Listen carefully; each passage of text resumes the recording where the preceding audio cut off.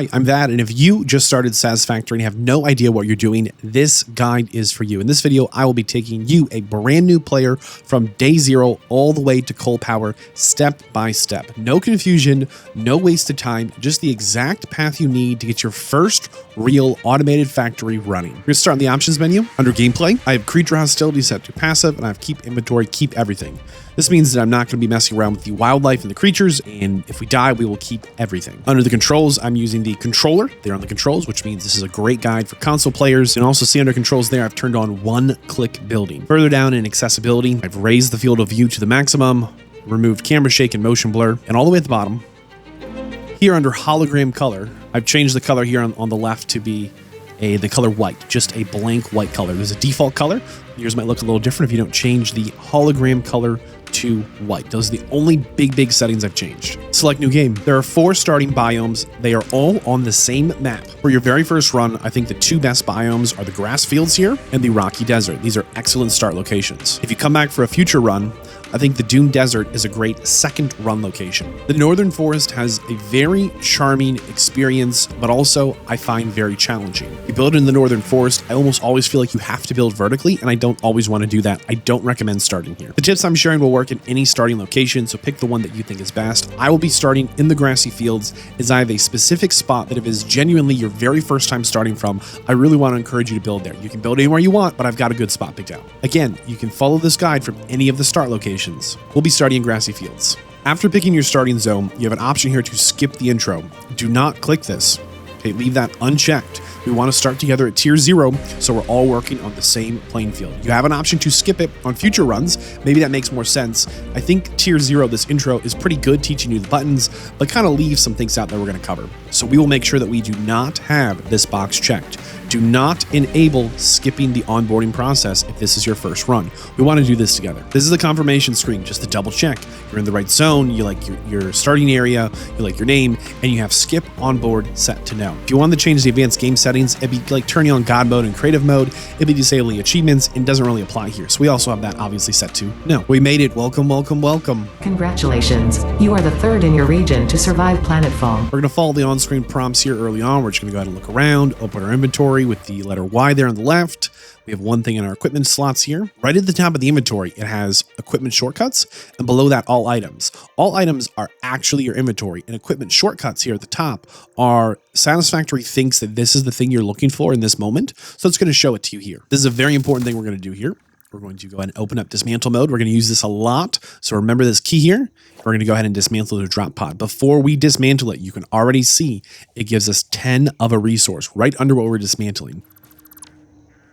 Success. Now, they want us to gather iron ore, so we're going to show how to bring up the resource scanner. This is another thing you're going to be doing quite a lot of early on. So we're going to long press it. It's going to be on iron node. We're going to let go. It'll tap it out. It'll take some time. Now, there's some iron node in our vicinity. You can start right here if you want, or wherever you start, but I'm going to a specific location, and I kind of want us all to build there together, especially if this is your first time. It's a really good spot. That being said, it's going to be a little bit of running to get there. You're going to see on the compass, it says west, the big W there. We're going to run west until we hit the ocean. It's going to take a little bit of doing. As we run west, you can see it says we can pick up leaves or we can toggle foliage auto pickup. We want to turn on auto pickup right now. So we're going to long press that. And now moving forward, we won't need to keep pushing that prompt. It's going to auto pick up the grass in our way, which is an important thing to be doing because we're going to be using this grass for fuel later on. We're going to run west until we get to the shoreline, and we'll try and do that together. As again, I have a specific spot I want to try and build in. You might have started further in on this zone. This might actually be kind of a long run for you, as there's kind of a big open section that you could potentially be dropped in here at the start. Notice there's a little tree over here. Let's go to this tree since we're running past it. There's all kinds of little berries like this that are worth grabbing. Let's go to and open our inventory. And you can see it thinks we want those berries on the shortcuts. It's right, we do. This is a food that we can eat, which is always good to know. While around and about, we're also going to keep our eyes open for things like slugs. Here's a blue power slug. We'll pick that up and maybe talk about that later. For now, we'll put it in our pocket. While you make your way to the west, trying to get to the ocean, looks like we found some water. There's a very good possibility that you might find some other unusual items that you can interact with. Try and interact with them. Since we don't get dropped in the exact same precise location, you might have a slightly different experience running west, but eventually you're going to get to the water. We're going to pull out our scanner as we go through these rocks and pick up another berry. Look. Baleberries. It's another food we can eat, just like the barrel nuts.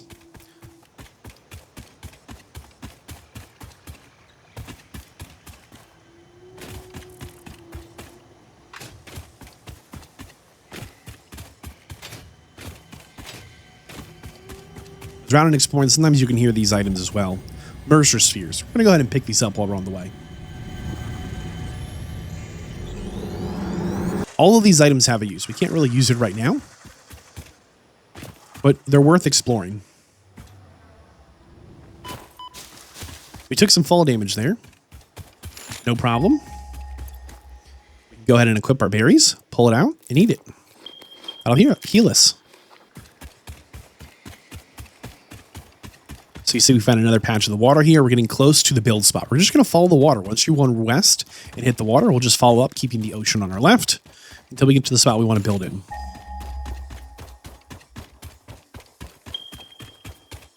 We're very close to the spot here.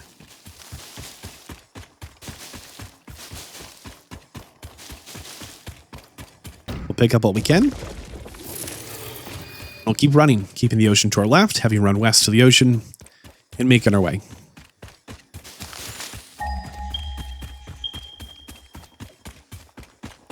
This is where we want to build. This is the spot. This is the location that I'm going to be building in. To repeat, you do not have to build here.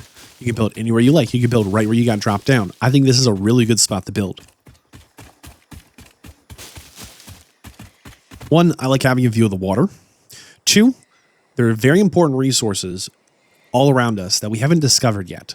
This location is very central to a lot of resources that are very, very important for early game progression and some that are actually really nice to have in the mid game.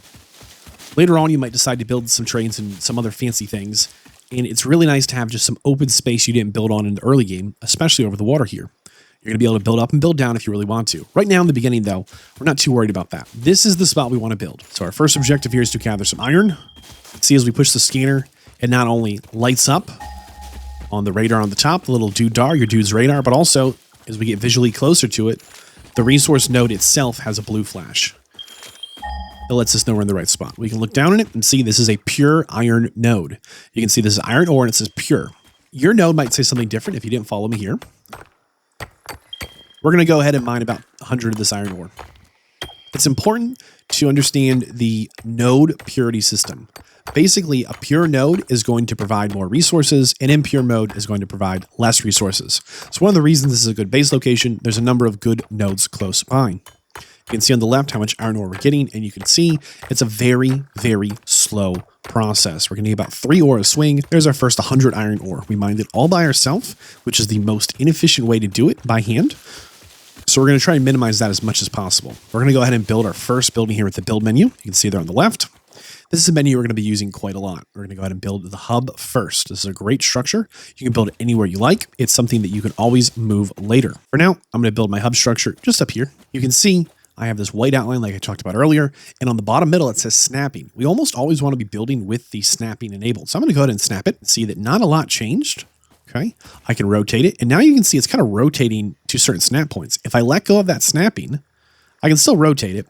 So you say, what's the difference? Well, there's an actual grid the whole world is on that if you enable snapping and build on, if you build two structures kind of far apart, those two structures will actually be lined up. That's why you want to enable snapping when building. It's a great little quality of life feature.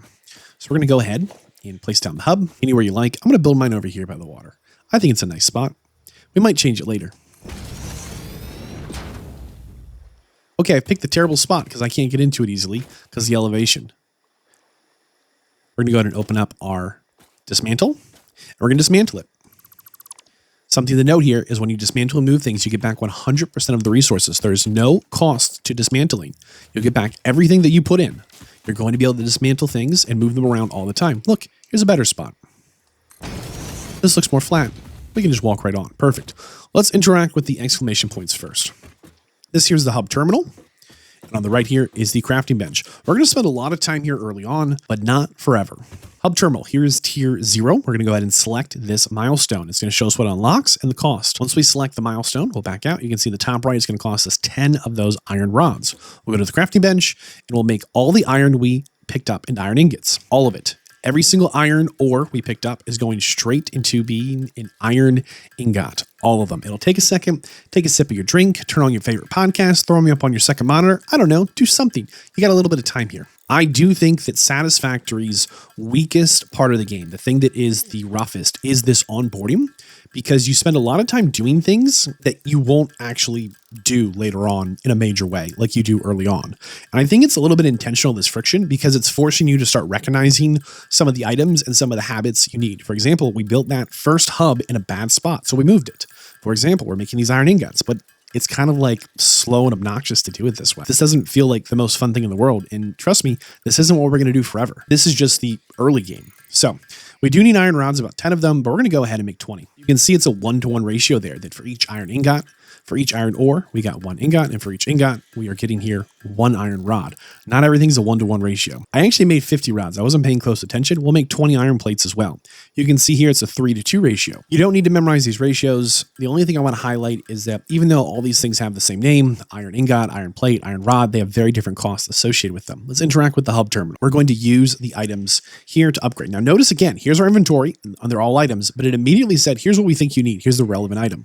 We'll put that in and start the upgrade. You can see there's actually a small roof and 1 new addition. This is a personal storage box. We're going to go ahead and put in any of the fun things we picked up, like this random purple ball, the Mercer sphere. Go ahead and put in if we picked up any, a blue power slug. Let's throw that in for now. And you know, I don't think I need this fruit right now. I'll throw that in. I think I'll throw in the leaves and the rocks for the minute. And by rocks, I mean longs. All right, let's go back to our hub terminal. Let's start Tier 0, see there at the top, Tier 0, Hub Upgrade 2. And you can see it's going to cost 20 of those iron rods, which we should already have.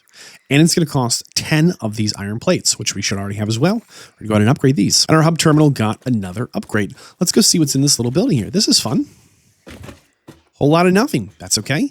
On the outside, we have our very first biomass burner. Here it is. No connections. You can see it'll take fuel of grass. We're going to wait to put any fuel in for now. We'll talk more about the biomass burner quite a bit later. Let's go back to the hub terminal, and let's here at Tier 0 under Hub Upgrade 3, select this milestone. Here we go. So we're going to need at least 20 of these metal plates, which we don't have, and at least 20 of these rods, which we do have, and we need something new. So before we go get something new, let's finish those iron plates. So we're going to go back to our iron node where you got your first ones. Again, if you didn't build where I'm building, yours might be in a slightly different location, and that's going to be okay. So we're going to get maybe like 40 bits of iron here. I got 42. That seems like the answer to everything. Listen, we did unlock some buildings. We unlocked the smelter, a power line, and we unlocked a crafting bench. I changed my mind. Not the crafting bench, the equipment workshop. That's what I meant to say. This is a much better thing. Let's build this instead. And we're missing the iron plates and the iron rods. That's okay. We know how to make those. We'll turn our iron ore into iron ingots. And I know we're still doing things by hand. It's the slowest way to do things. We will not be doing this forever. This is just the start. But you can see now that there's an electronics list of things we can craft as well. There's wire and cables. Under standard parts, there's the iron plates and the iron rods. Technically, yes, we did unlock the smelter. We have a biomass burner. We could set that up and get moving on those production capabilities. However, we're just not there yet. And trying to feed that burner right now is a little bit of a losing battle. I'm going to get my hands on 20 of these plates and at least 10 of these rods. I'm going to go ahead and feed the iron plates into the hub terminal. And I'm going to go ahead, open up my build menu, and build the equipment workshop. There it is. Again, I'm going where we like, but I'm going to go ahead and snap it on to the world grid. That'll work for now. Let's see what we can build here in the equipment workshop. Portable miner. I think this is actually worth making. Let's build one. And let's build that second portable miner. And I'd really like to actually have maybe like 5 or 6 of these, but we don't need them right now. Let's go back to that iron node, the very first iron node that you found, whatever iron node you're working with. It's the only node we've gone to, the only node we've talked about. Open up our inventory. We're going to go ahead and put down one of these automated miners. You can see it says place if we're standing over the node, and if we're a little too far from the node, it doesn't. So if you're standing near the node, we can go ahead and put this down. Check it out. Now, is this automated? We're not doing the mining anymore. It doesn't cost any power to build, to use. We're not having to supply electricity, and it's actively mining ore for us. Actually, it's already done 25 ore. Wow. Should put some perspective on how important it is to get out of doing things by hand. Now, on the left here, it wants us to go ahead and find, instead of iron here at the top, we'll go find copper. Now here at this location, there should be some copper very, very close by. There it is. Now you're gonna have to find it wherever you've built at, but if you're here with me, then we are also right next to the copper. The iron and the copper are right next to us here at the start. And you know what? We're not going to mine this one by hand. This is going to be the first node that we're just going to go ahead, walk right up to, and drop that automated miner on it. Now, you can see here that my copper ore is pure, so we're going to be getting a great amount of copper ore. Open up your inventory, and you can see, oh no, where'd my miner go? It's not in my inventory. That's because it's an equipable item, and I'm already holding it there. So on the controller, it's right on the D-pad, right the directional pad, and it whips it out, and now we've got copper coming in. We're going to stand here and actually pick this up when it gets full. And we're not going to be mining. We're going to run around and pick up all these plants we can. They will grow back. And we do want the resources from them. So we'll just make a little loop around the copper ore. So we're picking up as much grass as we can because we are going to be able to use this for fuel as we start our early game power on the way to coal. Again, the goal is to get to coal. And now you might say to me, Van, but why? You haven't even explained why. You just said it's a thing we should do. So you're saying we're doing it. Yeah, that's right. I'll tell you why. I'll tell you why. Listen, the reason you want coal is because it's actually automated. Right now, the only way we have to make power is to run around and pick up as many leaves as we can and then turn them into biomass. And then that runs our generators, which means you're going to be doing this a lot. Running around like a crazy person, picking up grass, chopping down trees, whatever you can do to try and get your hands on some grass and some trees, some logs, some lumber, some wood. Okay.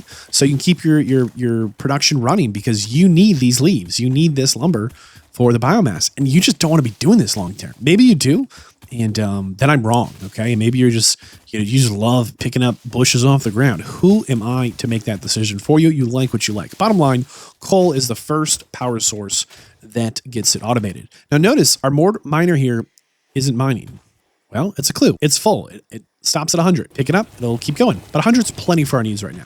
Let's get back to our hub, which you can see on the map has a little house icon, which is always nice. So if you ever get lost, look at your little doodar, your dude's radar at the top, and then you can find your way back. But you know what? We're already back. What else has probably stopped? Our iron portable miner thing. So we're going to go ahead and grab what inventory is in there, and then guess what's coming next. Oh, you're never going to guess. Into the crafting bench, and we're going to craft all 100, whatever iron we had into ingots and the copper and ingots as well. So we should end up here with at least 100 of each. Again, like I said earlier, I really do think Satisfactory's early game is its absolute weakest. This is the weakest part of Satisfactory. You spend time doing things you don't spend a lot of time doing later on. And I think this friction, while deliberate, is a little frustrating. I don't think there's a good way around it. I think it provides useful learning experiences, but darn, like, I wish there was a better way to internalize that, like, iron ore makes iron ingots, which you can turn into iron plates. Like, it seems kind of cut and dry, but later on, the production can get pretty complicated, and having these base ingredients just kind of understood right away is helpful to make things less complicated. There's things you can do, but like only if you kind of have that base foundational knowledge. So again, I understand why there's this tier, and I don't think it's bad, but again, we're doing a lot of things right now. Example, crafting all these things by hand that we try really hard to avoid. Later on, we're only going to be crafting kind of the fancy things. So one of the first things that we will set up a production line for are, well, it's right there on the screen. Iron plates, iron rods, the wires, and the cables. Okay, we have our 100 ingots of copper and iron, and to upgrade to hub 3, we're going to need at least 20 wire. We can make 200. Let's make at least 100. And then after we make that 100, we're going to make all of it in the cable, and then we'll make another 100 wire. Now you might say to me, Vadd, but I only need 20. Okay, but I'm telling you, at the next hub upgrade, you're going to need more. So yes, you could make the 20, run over, do the hub upgrade, and then come right back here and do it. I'd rather just sit here and, big air quotes, overproduce, make more than we need, because we're going to use every single thing we craft here. And actually we're out of copper as well. Uh-oh. But we know how to solve this, but it's starting to get dark for me here. If I long press the right bumper, it's going to pull up what I'm holding, and you can see on the right holster, lets me put the berry away. On the left, flashlight. So there's a little flashlight that we can turn on and off. I'll leave it on for the minute. I'm running a little bit out of my way to try and make sure I'm continuing to pick up as many of these pieces of grass and leaves as I can. Go ahead and grab the copper ore from our miner. And we're also going to grab the iron ore from our other one. And then we'll make our way back to our hub, the home base here. We'll do the thing that we're trying really hard not to have to do, but we have to do early on, which is turn it all into ingots, which will, of course, turn into the wire. And we'll make about 40 iron plates and 40 iron rods. Okay. We'll put our leaves into our personal storage box for now. This time, seeing the action button there, the left trigger, we're going to go over the leaves, hold down the action button, and we're going to say transfer all of a type. So you can see we have 1, 2, 3 stacks of leaves. We're going to long press actions, and then A is transfer all the type for us here. That'll move all the leaves over at once. Always nice. We'll go to the terminal here. Let's go ahead and give it the copper here. The copper wire, and we'll do the upgrade. Perfect. Let's see what new things were built with this upgrade. It looks like we have an interior section now. Oh, this is nice. One of the fun things we can do here is customize our character. There's some other little fun things you can maybe interact with over time, but I'll let you discover those on your own. For now, let's go back to the main terminal and see what the upgrades are. We're going to go ahead and select Hub Upgrade 4 here at Tier 0. Now, there's a couple of things that we should recognize. It looks like it needs some of this wire we already have, as well as some plates. Let's go ahead and finish those plates off first. You can see there on the right, we need at least 75, and we've made 40 of them. Having crafted the plates, we'll go ahead and transfer it over. Now, let's go ahead and open up the next new resource. Open up our scanner. We're going to go over to the limestone here. We'll scan for limestone. Again, this guide will work wherever you are, but limestone for us here is actually pretty close by. It's just down the hill.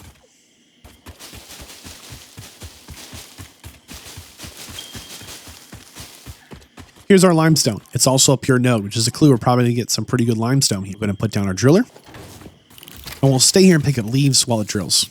Again, remember, the purity of the node is going to affect the quantity of the resource. If you have an impure node, it is going to give you less resource than a pure node. No, the nodes will not run out. They are going to just keep producing forever, okay? However, if you have a pure node, it's going to produce more per minute, per hour, per whatever than an impure node.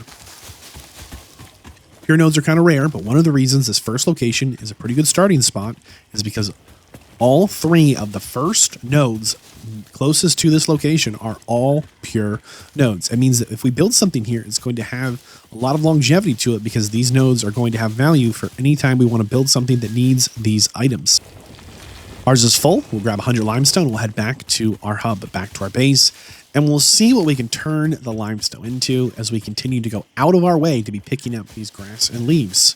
I'm going to throw, using the action button, transfer all of the stacks of grass over. Let's go to our crafting bench. You can see here we can make concrete. We can make a total of 36 bags for 100 stacks of limestone. We're just going to make all of it. It doesn't take very long. It's one button push and it just keeps cranking it. Let's go to the hub upgrade and we'll deliver the concrete, completing hub upgrade. Let's see what is new on the hub. It doesn't look like there's too much new here.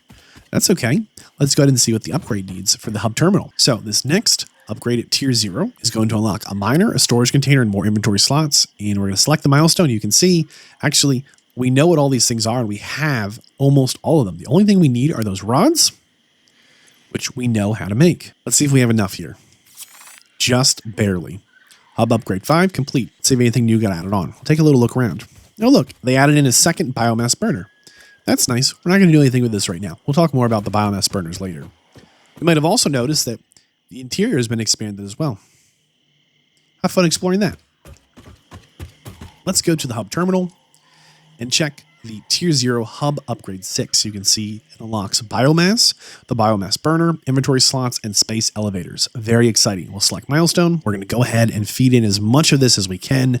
It looks like we need a little bit more of everything, but these are all things that you know how to get by now.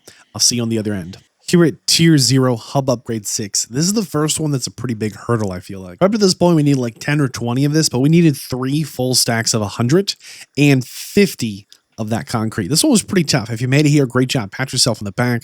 It's not always going to be like this. I actually see things have changed. Looks like there's something coming down from the sky. And in the top right corner, we now have an objective to build the space elevator. This is the end of Tier 0. You've done it. We've made it. Great job. As far as I'm concerned, this opening section is the hardest part of Satisfactory. I know there's challenges to come in the future, but this early game is so tough. We spend a lot of time doing things we don't spend any other time doing, and your resources are going to vary a little bit here. You're going to be short on some stuff here and have to redo some things. If you're here with me through Phase 0, I want you to give yourself a pat on the back and recognize that that is some of the hardest things are going to be here in Satisfactory. From here on out, our goal is to be automating things, getting production times up and ready, and really engaging with the factory and the satisfaction of Satisfactory. So let's go into our build menu. Under production, we'll go over to the miner mark 1. You can see the action button here. We long press it, we can add it to the to-do list. We're going to add 3 of these to the to-do list. You can see on the right side of our screen, if we close this menu, it now shows we have 3 portable miners. It's almost impossible to see in this lighting here. There we go. And it also shows the ingredients we need. In our build menu, we need to smelt them. So we need 3 smelters. We're going to go ahead and put these in our to-do list. 1, 2, 3. There's the smelters. Now, these all need to be connected to constructors. So we need at least 3 constructors. We're going to go ahead and add these to our to-do list. Okay. All of these will need power. We're going to go ahead and add on 3 biomass burners. Yes, technically you could do it with 1 and run the power lines to it, but we'll build more than 3 eventually. Every single thing we build will need power poles. So I'm going to build at least 10 of these. And then we need a whole lot of power line, which we're not going to put on our build list. And we need a whole bunch of conveyor belt, which we're not going to put on our build list. Now you can see our to-do list, our build list there on the right is kind of fat. You can't really see the whole thing. So if we go ahead and open up the map here, you can see our to-do list, the recipes, the inbox. We actually don't have the map unlocked.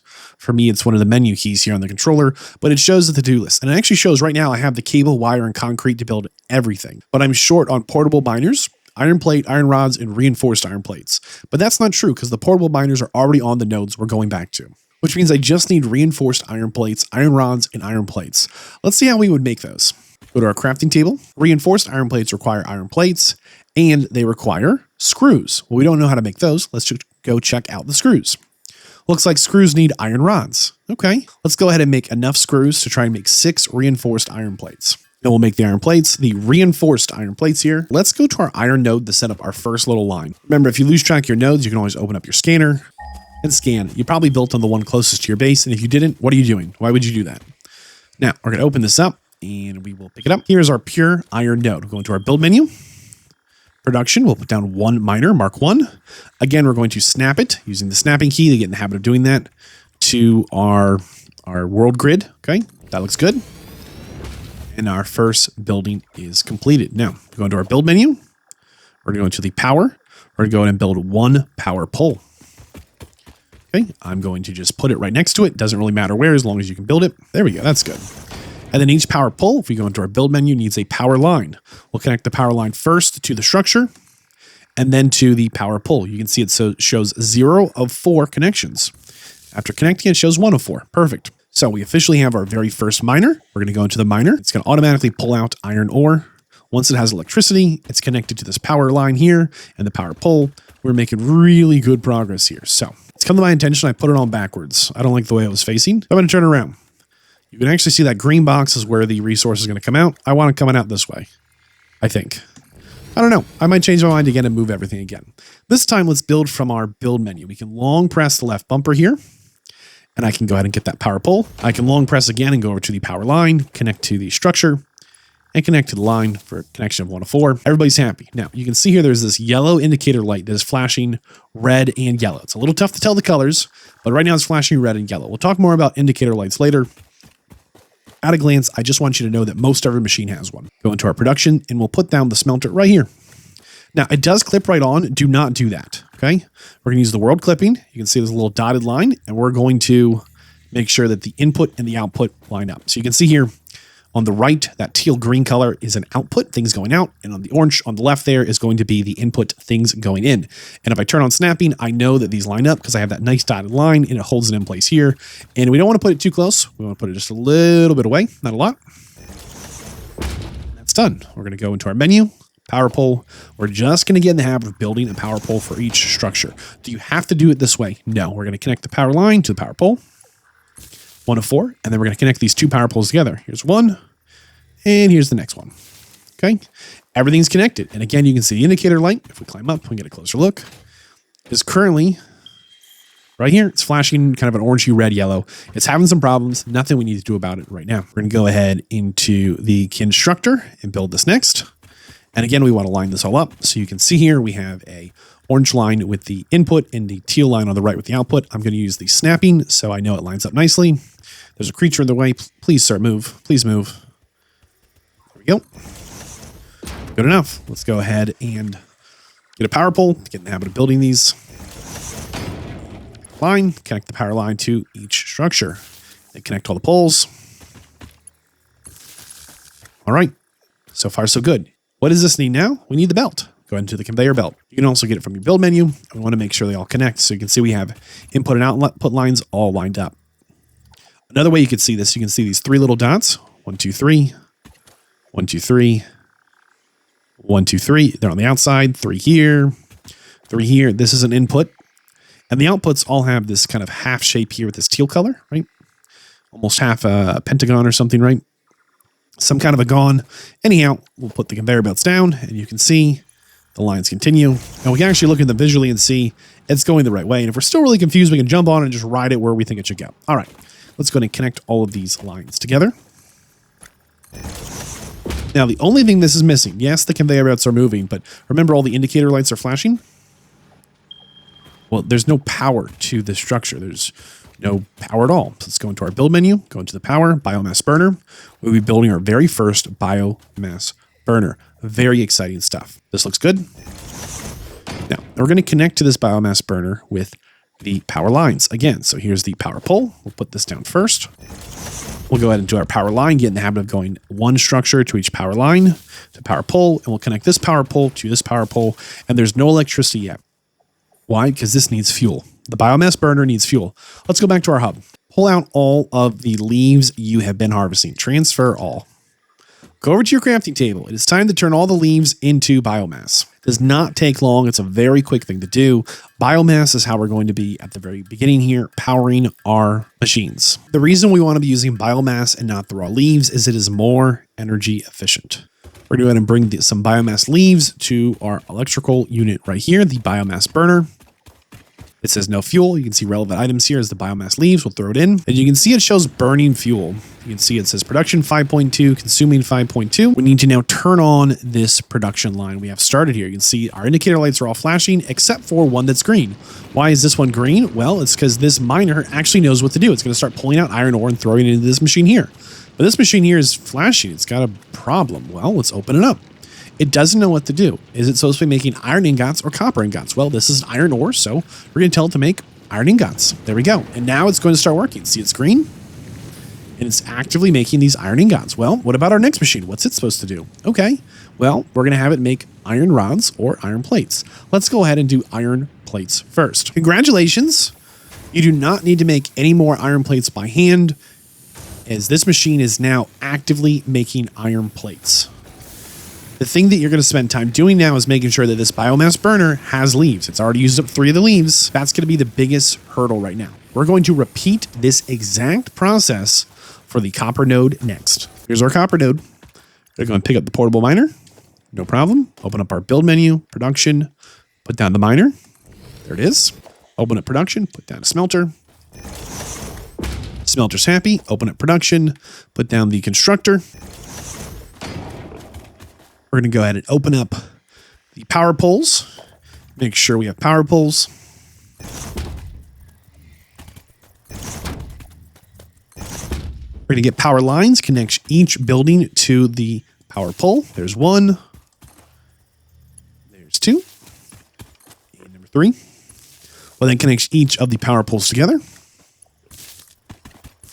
So far, everybody's happy, happy, happy. Let's go ahead and build our conveyor belts as well. We're missing some iron plates. Oh no, whatever will we do? I know what I'll do. I'm going to go back to my iron line that's currently making iron plates for me. Perfect. I don't need to go mine the iron. I can just grab these iron plates and I'm off to the races. Let's see how many are stored in here right now. 50.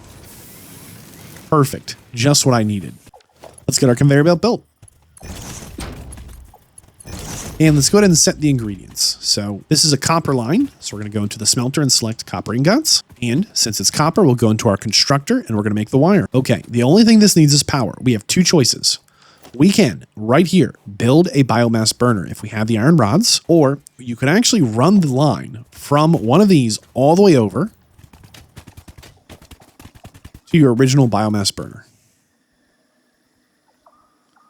But I might not have the power line to make it quite that far. So whatever you're short on as you go through this build, you should know how to make more of. It might not be the most charming thing to do, but if you're a little short on something, you're going to have to. At some point, you probably will be as we get this set up. I'm going to open up my power line and go ahead and connect them together. So I'm going to take the power line, try and stretch it all the way over. To the power line here. Connections 2 of 4, connections 3 of 4. Open up my biomass burner, make sure I've got fuel going in, come back on and double check that this line is running. Looks like we're still having some problems here. Look, it's green. Ore's coming out, but this one's yellow. Why is it yellow? One of the things the indicator lights being yellow means is it doesn't have a resource. This constructor right here is perfectly fine, but until it gets this ingot, it'll still say it has a problem. It'll turn green as the ingot goes in, and now we're making wire. Great job, us. Let's set up that third line on the limestone. Now, you might have noticed I'm going to run out of iron rods to build this next thing. That's okay, as we could change the production on the constructor from iron plates. We could change it to iron rods. Since it's still the iron ingots, it'll make these pretty quick, as we have a good number of plates. And so we're going to do that because that's the easiest thing to do right now. Go to your limestone, and let's go ahead and set up a concrete construction line as well. Here on my limestone, we're going to go ahead and pick up the miner, open up the build menu, build one of these, the miner, snap it to the grid. We'll face it back towards my hub. I'm going to go into this construction belt and see if I can run the belt a little bit longer. Conveyor belt is too long. We'll go as far as we can here. I don't care about the train or clipping. I just want to do less running. And then I'm going to go into the deconstruct. I'm going to deconstruct this little pole. Should still be okay. Grab my conveyor belt. Run back towards my base again. That's good. And I'm again going to take out this little pole. We just need the constructor. Make sure it snaps. Go ahead and open it up. Make sure it's set to concrete. Go ahead and connect the conveyor belt. There's obviously no power. But remember when we picked up that portable miner, we picked up all of this limestone? We'll throw that in early. Let's go ahead and set up the power. Here's our first power pole. Run back to our first structure as well. And then we'll run the power line. And we're going to go ahead and connect this line to our biomass burner. This connection's 3 of 4. There's 4 of 4. Make sure we've got fuel going in. And then let's double check this line is working. It says no power. What did we forget? That's right. We did not connect the power line from the building to the power line itself. Look, it's green and it's functioning. Let's double check the limestone's coming out. We'll run down our conveyor belt. I can see the indicator light is red. Something's not right. I think we did the same mistake twice. We'll go ahead and connect the building to the power line. Turns to green.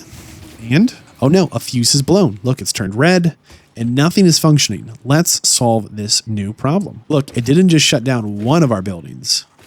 Everything shut down. Everything's flashing red. It turns out this one biomass burner does not make enough electricity. You can see there its max capacity is currently 0 because it's off, but it had a consumption of 35, the blue line. Let's build a second one. We're a little short on iron rods, but remember, this constructor is making iron rods. I switched it back to iron plates. I've got plenty of iron rods. We'll make a second burner, put it right next to it, throw down a pole, one for each. We're going to go ahead and connect the power line from the building to the pole. But we have a new problem. This power line is full. So we're going to go ahead and solve that. We're going to go ahead and put down one more pole between these two. We're going to connect it to each other. We're going to disconnect the building pole here. We'll go ahead and connect this pole to the middle pole. And we'll connect this building to the middle pole. And we're doing okay. Let's go ahead and open up this biomass burner. We're going to give it some power. And when we go to turn it on, I think it's just going to blow again. So what we're going to do is we're going to go over to a building. We'll just turn it off. Okay. You see that there? Little switch, right stick down. It's off. When it's lit up, it's on. And the light goes off, it's off. That way when we turn it on, it won't just immediately blow again. So let's go ahead and right trigger, turn this back on. It's got fuel. Come over here. And you can see now our capacity is 60. It's doubled. And our max consumption on the left there in the blue is 35. So with two of these linked together, it's gone from 30 max capacity to 60. And so that max consumption of 35 is well within the 60. Let's turn this back on. We have iron plates going. Pat yourself on the back. This is a huge milestone. You officially have right now coming out of your iron node, iron plates, iron bars. You've got wire coming out of your copper node. And we're going to double check on our concrete. Well, look at that. We've got limestone coming down the conveyor belt right now, making its way into the constructor here to be making that concrete. This is the beginning of something special. From this point forward, as long as you have biomass in these two biomass burners, everything will keep running until they're full. We got iron plates. If we need to switch the recipe, we can get iron rods. We've got wire coming from our copper. We've got concrete coming from our limestone. We're going to go back to the hub. And we need to pick our next upgrade path. I'm going to go with the base building because I want to use foundations. You do not need to do this. Technically, the first one you need to do is the logistics here at tier 1. Here it says logistics. Okay, that's the milestone to do. I'm going to be building on foundations. You do not need to do that. For me, once I filled in the materials, we're going to go ahead and launch the pod. You can actually see here, but the base is going to take off into space, and on the top right, there's now a countdown of 2 minutes. We don't actually have access for 2 minutes to this upgrade path. We're never waiting, though. We're going to make sure we've got biomass going into our biomass burners. We're going to make sure none of our construction buildings here, the constructors, are full. We're going to pull out the resources. Now, I want you to notice something. What are we doing this whole time? We're running around like a crazy person. And this really isn't very efficient, which means kind of the next thing we're going to work towards is taking everything apart and putting it back together in a little more efficient way. This is good to get us started. Now, it looks like there's a problem here. Look, it's yellow. What do you think the problem is at a glance? Oh, it's green now. If you're just looking at this machine, what's the issue? I'll tell you. Just give it a second. Do you see the problem? Can you tell what it is? This machine takes too long to produce. In other words, there's plenty of this copper going into the smelter, and the smelter smelts into the bars really quick.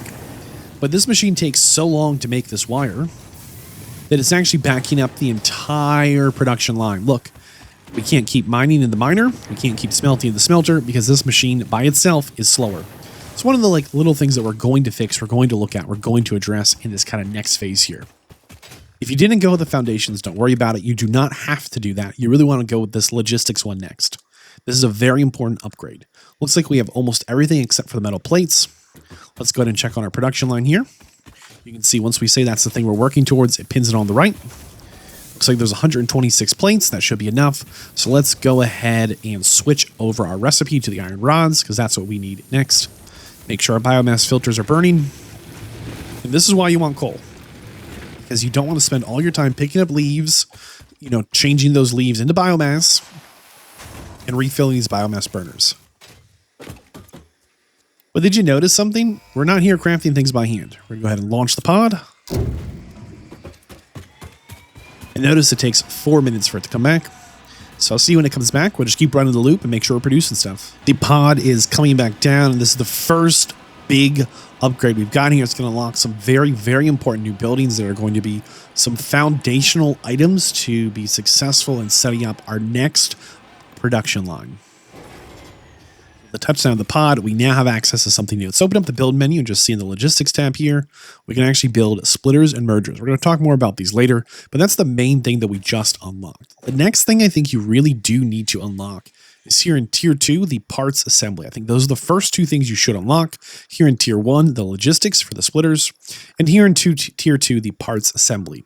That being said, I have unlocked the base building because I'm going to build on foundations, and I'm actually going to build the obstacle clearing first because I want to be able to cut down some of these trees and get solid biofuel. But the one you really have to do is the parts assembly. In all seriousness, you're going to get all of these done eventually. But if you only do two, the ones you basically have to do are logistics and parts assembly. It'd be most efficient to just build those two. But for now, I'm going to grab this so I can cut down some trees and get some foundations placed. But if you're only going to do two of these, if you're really in a rush to get coal, you only need to do logistics here in tier 1 and parts assembly in tier 2. That covers about everything. Might have noticed there's some pretty tough requirements here with these nails, and we haven't built nails yet. So if you go into your crafting bench, you can see here by nails, I mean screws, and they come from the iron rods. Nothing too tricky there. And if you're short on iron rods, you know how to solve that problem. I'm launching my pod so that I can go ahead and get access to the chainsaw to clear out some of these trees because I'm planning on building on foundations. Again, you don't need to do that, but we absolutely do need to be working towards the parts assembly here in tier 2, which is the next one I recommend doing. Yes, technically we could build another constructor to be making these screws. It's just not efficient right now to put that strain on our electrical grid because then we would need to be building more biomass to keep it running from the leaves and the trees and whatnot. And on top of that, we have something that's working right now. Iron rods are coming out. Iron plates are coming out. We have wire coming out. And we have good things happening right now, so we're not going to rock the boat. Yes, you could add another constructor onto your line. I don't think it's the right thing to do right now. I think it complicates things, and we just don't want to complicate things. So here at tier 2, I unlock the obstacle clearing. My next milestone will be parts assembly. If you did parts assembly first, I recommend the obstacle clearing next. And I almost have the parts for this. I was pretty close. I was working really hard to try and get it in the time limit. I just didn't quite have it. I'm a little short on the screws. That's going to be okay. Well, I have the rods over there cooking. I'm going to go into my crafting bench. I'm going to start converting my biomass to solid biofuel. This is going to be more energy efficient than the biomass, and both biomass leaves and woods can be converted into solid biofuel. If you don't have this unlocked yet, as soon as you do, go ahead and start making the solid biofuel out of your wood and leaves. Again, this is why we want to get the coal, because the time we're spending picking up leaves, picking up wood, taking those logs, taking those leaves, turning them into biomass, turning them into solid biofuel, and then feeding our electrical grid is not optimal. And yes, you don't have to do everything super efficient. You don't have to do everything perfect. You don't need to be doing the math. If it works, it works. That being said, it's a lot more fun to have an automated system and get to tweak things and build on top of it than to have a system that requires you to constantly run around and grease the gears and oil some parts and just keep feeding that biofuel in. It's just not the position we want to be in long term. In the early game here, it's where we're at. The solid biofuel is actually a pretty big step up from the biomass. But like I said, technically you could completely skip the chainsaw and the solid biofuel and just go right towards the coal. I'm still going to do this because I think it's nice to have this option, and I recommend you do as well, as you're going to have the resources to do it. Now, while I'm waiting for my iron rods to cook, I'm actually going to go back to my biomass burners and swap in this higher grade solid biomass. You can see here that it'll burn 10 stacks of biomass every single minute, but this solid biofuel, it'll burn 4 of them every single minute. It's quite a bit more efficient, but it's also quite a bit more work to make. I think it's worth making them because those stacks are going to last longer. They're more energy efficient, but it definitely takes a little bit of doing. But since I have a little bit of waiting for my iron rods to get made, I don't mind that much. Did you notice something? We're no longer picking up iron ore, crafting ingots, and then crafting them into the plates and the iron rods. Did you notice something? We're no longer picking up the copper and crafting it into each of the other kind of smaller parts. We are actively moving away from crafting some of those just very, very early on ingredients, and we aren't even that far in. We're going to switch back to iron plates. We're going to make sure that our fuels here are topped off. So far, so good. We're going to collect everything, and then by the time we craft out those nails, collect everything, I think our iron plates will be just about done, and we'll be in a position to launch that next tier milestone. You might not have noticed it, but I'm also running out of leaves to pick up. They do grow back, but I've picked up so many of them so fast that we've kind of cleared this whole zone out. I'm having to run really far to try and get my hands on some leaves here, which is not a bad problem to have. Now, when you do unlock the obstacle clearing, you don't just get more inventory slots and biofuel, you also get the chainsaw, which of course can be crafted where we were earlier at our equipment workshop, and it's kind of expensive. You can see it requires reinforced and 160 screws. It doesn't have any durability. Once we make it, we've made it, but it's a little expensive this early on. While my production line is working on getting those iron plates and iron rods, I have some odds and ends on my inventory. I'm turning into the screws and the reinforced iron plates, just a tier above. Can you feel that we're moving forward? Instead of picking up iron ore and copper ore, coming over to the crafting bench and by hand turning them into iron ingots and copper ingots, and then taking those copper ingots and again, by hand going into wire, going into cable. We've built machines to do that half. It pulls out the ore, it makes the ingots, and it makes it into wire. And just like the iron ore, we've got the iron ingots coming out, and then we can get plates or iron rods. Kind of the next thing we're working towards here is, can we get screws automated? Can we get reinforced iron plates automated? How about cables? And the answer to that is yes. I'm going to show you every step how to do it. We're on the way there. I've got a little bit of spare time. I'm not going to waste it. I had a little bit of copper wire I picked up. I'm going to turn it into the cable. I'm just trying to be efficient while I let my machines work. Yes, I could just sit to the side and wait for these things to be built, but it's better just to be moving forward. And it feels better to be a little active and involved in things than just passively waiting for everything to happen all the time. Normally, when you have a little bit of a larger factory, some of the active things you're doing is kind of managing, making sure that things are functioning and flowing the way they're supposed to be.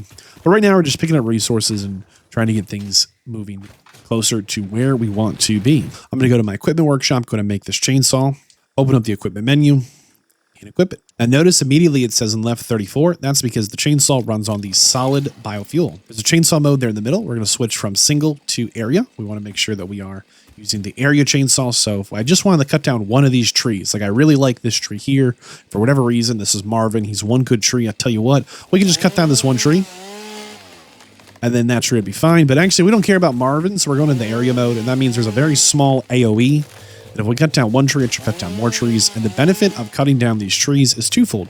It gives us leaves and wood. That's right. It gives us the supplies that we need to make more chainsaw fuel. That's right, trees. You live to feed the chainsaw. Your nemesis only gets stronger the weaker that you get. But also, I plan on building in this corner. I think maybe probably. So clearing it out not only gives me resources and something to do while my production line is running, but also we're in the build. Just like that. Progress. Which of course will turn all the leaves we collected and the wood from chopping trees into biomass and then into more solid biofuel. Good job us. We're going to add on one layer of complexity to what we've already built. We're going to go into our build menu, go into constructors. We're going to put down a constructor using the snapping key and line it up with our other constructor. Snap it down. We're going to go ahead and take one power line from this constructor here into our power pole here. Okay. The one on the right here is making iron rods. The one here on the left is going to be making iron plates. Now, the tricky part here is we're going to go ahead and take out this conveyor belt. Conveyor belt gone. Okay, we're going to go and open up our build menu, go to logistics, go down to conveyor belt splitter. Okay, now you can see with the splitter, there is an orange line for an input and a green line for output. So let's go ahead and line up the splitter with the smelter here on the left using the snapping key. We're going to actually put it pretty close this time. About there's good. We're going to open up our belt. We're going to run one belt here from the splitter into this constructor here, and a second belt here into this constructor here. We'll put it together, and there it is. So officially now, we have the miner pulling out iron ore into the smelter, which is running into this splitter, which is then splitting the iron ore. You can see that. So one machine on the left is making iron rods, and one machine on the right is making iron plates. Now, the downside to all of this is it's going to pull more from our electrical grid, which means we're going to be using up more of our fuel. Not a big deal. You can see our capacity is 60, and right now, at the most, we pull 40. It's a little dangerous because the next machine we put online might just knock it out, but I think we're in an okay space right now. We officially have all the parts we need for the next hub upgrade. Very exciting stuff. This is the tier that is going to be parts assembly. And when this pod returns, it's going to be time to really start building out kind of the next phase of things. I mentioned earlier in tier 1 that I bought the base building upgrade because I'm going to build on foundations. I'm doing that for two reasons. Number one, I think it's going to be easier for you following along to understand what I'm building. And number two, everything will just be level. You don't need to do that. You can build everything I'm going to build out in the wild, on the land, raw. There's no reason that you have to build on foundations. I'm going to be building on them. It's going to be a little bit extra work for me, but I don't mind. And I think it'll look nice at the end and be really easy to follow along with. But there's plenty of space here to build everything that we're going to build today. This is the area that I'm working with here. It looks like a lot of space, and it is a lot of space. But one tip I want to give right now is that always plan to need more space than you think you will. I don't have a secret for planning out my builds. I'm sure there's some kind of online tools or calculators. I just kind of go for it and it works out in the end because I leave room to expand. Now, the keen observer would have noticed that Vadd, this is just incredibly uneven, this terrain here. And you're right, it's this giant downhill slope the whole way, which would make this kind of obnoxious to build in. But we need to think a little bigger. This is Satisfactory, not Satisfact-can't. And facts are, why are we building on the ground? I don't see any good reason we couldn't just build a sky staircase up and then build up in the air. Maybe it's something we totally can do. Do you need to do this? No. I just want you to understand, to know, to internalize. You absolutely can just do things like build up in the sky. What that means is my base is going to be built up here in this zone. It's going to be a little obnoxious to run things up here, but I'm going to show you how to do it. Could you build this on the ground? Yes. Could you build this without foundations? Also, yes. Could you build this in any of the biomes? What we're going to build? The answer is yes. No matter where you started, what we're doing here is going to work. I also want to show you one more trick for building up here. If I go into my build menu, I can actually place shortcuts on my hotbar. You might have noticed we have more than one hotbar here. Here's my wheel that has the electrical lines, and here's my next wheel for my building line. So when you're building, you want to make sure that you place your shortcuts for what you're working on. So you can see here, the only thing I have on this hotbar are foundational pieces. So here's a one foundation, and you can see it's in build mode Zoop. What does that mean? Well, we can look at our build modes. There's default, which is place it one at a time. There's vertical, which means we just wanted to stack a bunch of these up. We can do that, which of course means Zoop. What's Zoop? Well, you place your first one, you click it, build, and then you just walk it down. And you can see now I'm building 2, 3, 4, 5. Instead of vertical, it's just horizontal. It's going to also update the resource cost as I go. And this is going to save me, instead of clicking 10 times, I just click once. There's 10. I still need some more. Here's my next one. And remember, we used our snapping tool to snap all this in place, which means if I build another big sky factory somewhere else, they're all lined up. I could actually make them connect if I really wanted to. But I'm just going to zoom my way across here, which is really nice to just have one click, let the ghost mode run it through, click it in, and just keep going. This is not going to take very much time at all, as I have the resources I need. And I also have the space I need. Remember I said one of the secrets to being successful in building in Satisfactory is always give yourself more space? Well, I mean, I can zoom my way right over to my death. Oh my goodness, mistakes have been made. Mental note, don't walk through ghost structures that haven't been built. My goodness. I can zoom my way all the way out or even go up another elevation if I need more space, but I have all the room to build and expand as I go because I chose to build up. I'm not saying you have to do this or even that you should do this, but I think it's something that's important to know that you absolutely can build a giant floating platform. And I love Satisfactory for letting me do this. I think I could actually technically delete the ramp up, as later on we can unlock an elevator or maybe some other modes of transportation, and it could just be a floating platform. I'm not going to do that, but I want you to know that you can just do stuff and it's worth trying. You can see there on the top right corner, our objective is to build the space elevator. That is exactly what we're moving towards doing right now. It is time to level up this build and move it forward. So we go into our hub terminal. Only things you were required to do to get the coal power was in the tier 1, the logistics here, which gives us the conveyors and splitters. And in tier 2, the parts assembly for the assembler, the copper sheets, the rotors, the modular frames, and the smart plating. That's the bare minimum. However, I do think it's worth getting everything in tier 1 and everything in tier 2. They're not that expensive, all things considered, and they're going to be worth having. For example, if we unlock the field research tab, we get access to maps. I'd really like to be able to use the map, as well as more inventory slots and the MAM, which we'll talk about more later. I think that's an important thing to know about. In tier 2, I'm a huge fan of the Awesome Sync and the Awesome Sync Shop. These are both things I want to be working towards. I'm going to start this milestone right now. This is the tier 2 resource sync bonus program research. And facts are, we actually probably have almost all of these resources sitting in our storage things right now. Once each of your line is completely filled up, it completely stops producing things. Here's 500 wire. Look, there's another 313 concrete. Check on our iron linked constructors. There's 200 iron plates and another 200. I guess we have these set wrong. One of these should be on iron rods. Oh well, it'll be all right. We have 200 sitting in our inventory anyways. I want to put some perspective on, we just got full stacks of hundreds of resources and we didn't do any of it other than fill the biomass.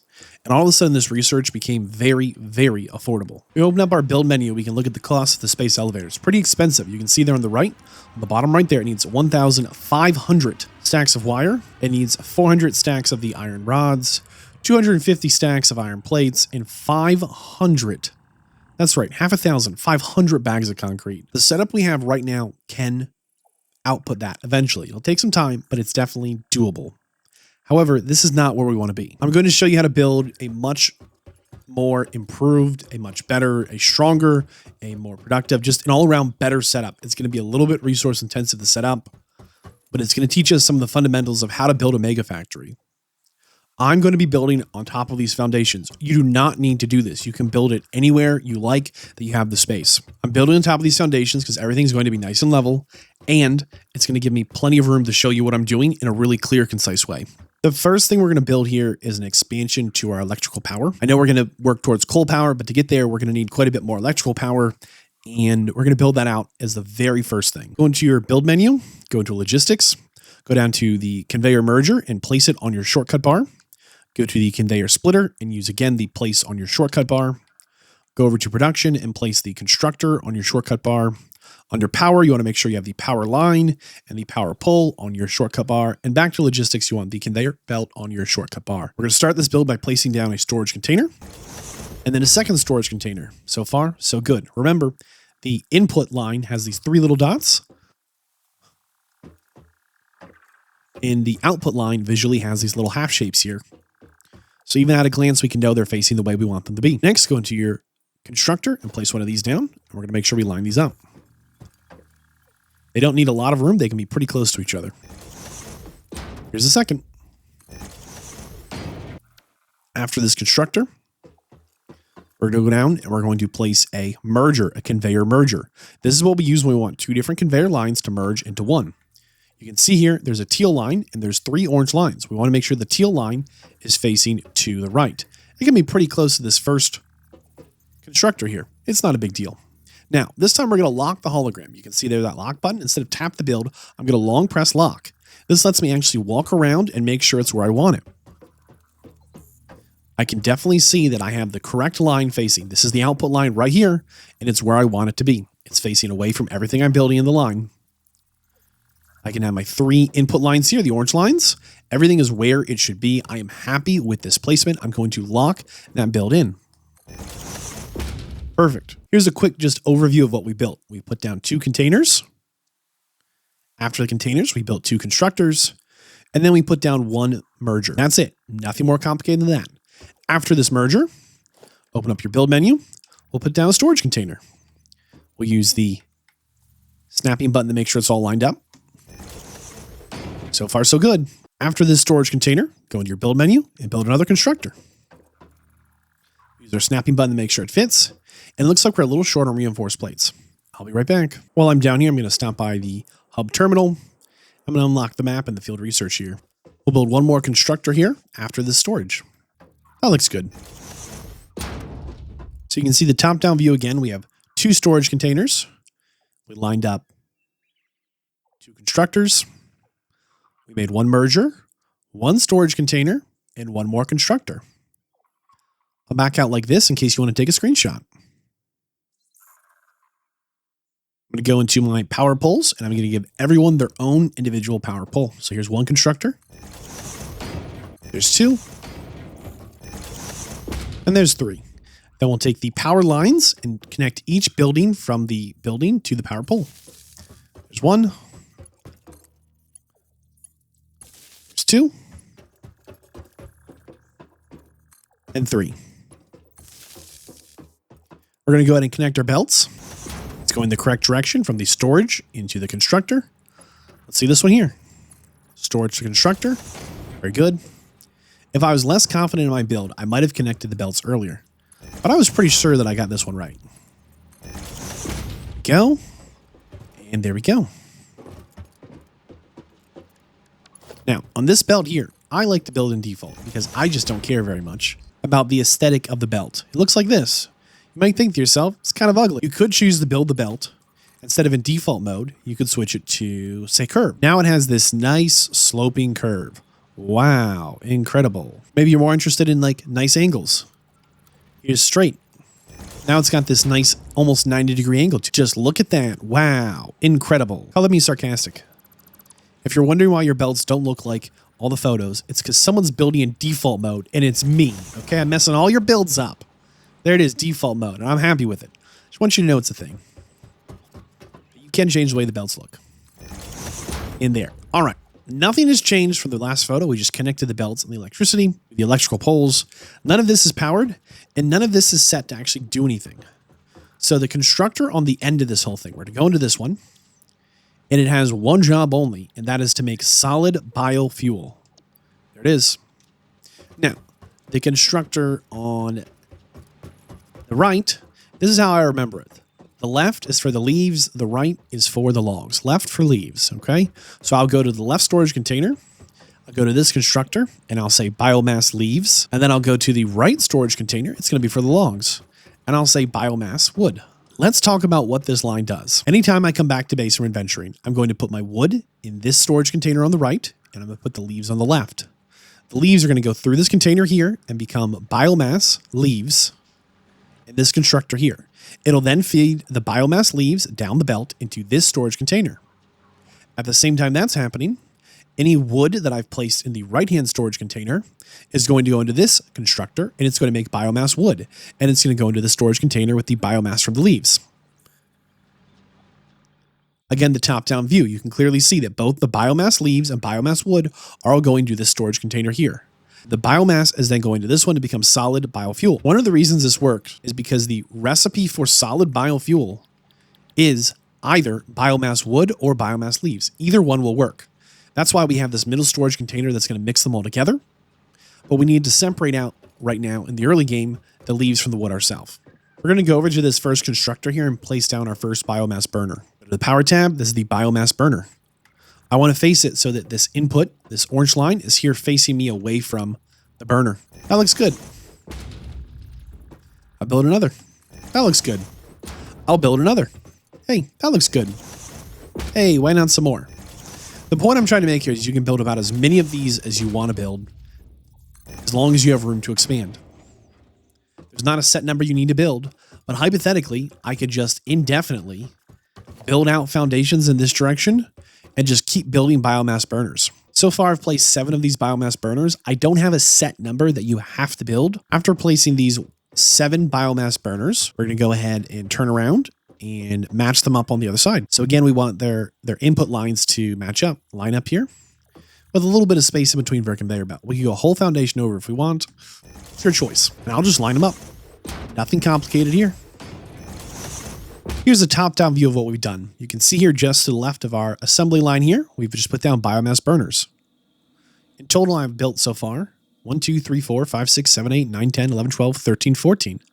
I could always just extend this along indefinitely. I don't have a hard set number for how many there need to be. Maybe just one more. I don't know. One's good. There. Everybody's happy. Now, with this last one here, whichever one I put on the end, the easiest thing to do is to line up another storage container. This time we want to make sure that the output of the storage container, the teal line, is going towards the input of that biomass burner. Perfect. Next, we're going to put a power pole down for everyone. This is an important step and a good habit to get into.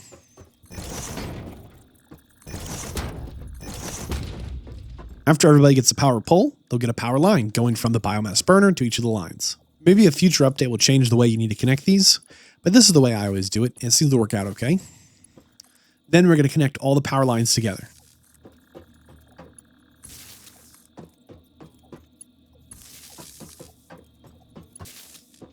We're going to do the same thing for the other side.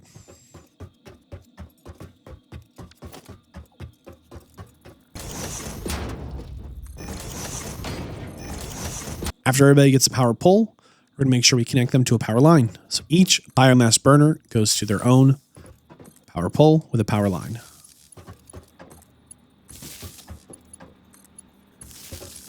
Just like the left side, we're going to connect all the power poles together.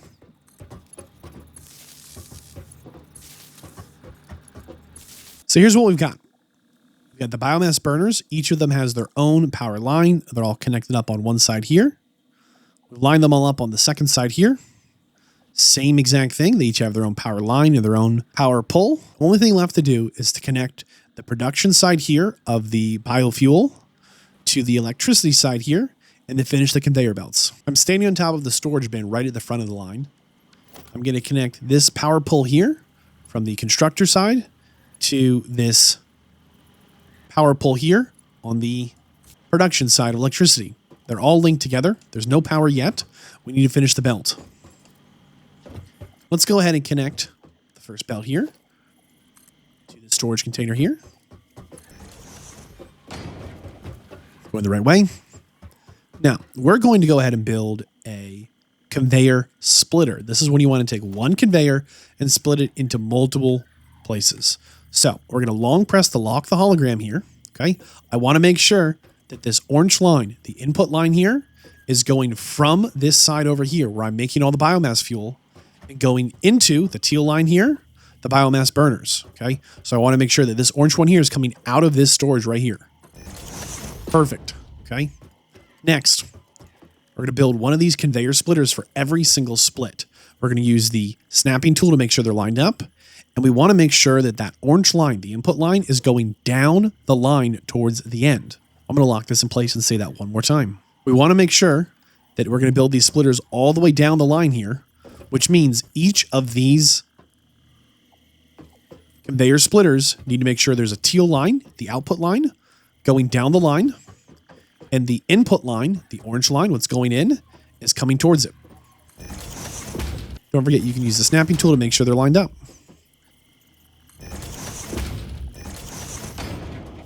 Next, we're going to run the conveyor belt.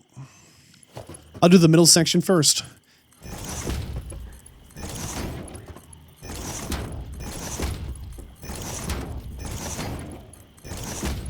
Then I'll do the right side.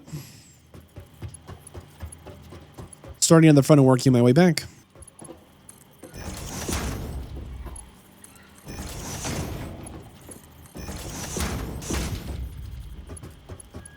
Then we'll do the left side. Starting in the front and working my way back.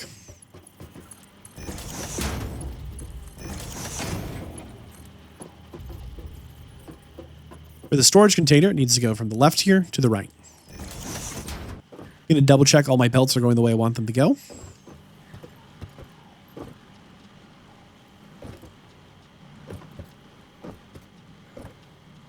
They look good to me. Here's a top-down view of the completed structure. If you wanted to take a screenshot or try and count the squares, I think it came out to be about 5 wide, and it looks like 1, 2, 3, 4, 5, 6, 7, 8 long. So you probably want to build it 9 or 10 long and 6 or 7 wide, just to give yourself room if you're following along on the foundations. Again, you don't have to make it this big. This is just the size I ended up with. We could have made less biomass burners. This is going to power everything we need up to the coal. But of course, the question is, well, how does it work? How do you turn it on? Okay, I'll show you. Grab a few logs. We'll grab a few leaves. See what we can find. Very nice. Go. Here's the idea. You come back from exploring, you come back from building, you come back from a pause. You have some leaves in your pocket, you've got some wood. You're like, what do I do? Well, it's easy. Leaves go on the left. You can use the transfer all. And wood goes on the right. The wood is going to come out of this conveyor belt and go into the first constructor here, which is going to turn it into the biomass, which is going to get lumped up in here and come into here and become solid biofuel. The reason we have this storage here is so that if these biomass burners get backed up, it starts to stockpile in here, as this has more space than the constructors. So let's pretend this constructor just made a whole bunch of biomass. We'll throw it in here. The solid biofuel will come out and it'll make its way into the first biomass burner. See, it's green, it's turning on. As this one gets fed, it'll start getting split up by the splitter and it'll go down the line to the next one. See, the next two are getting turned on.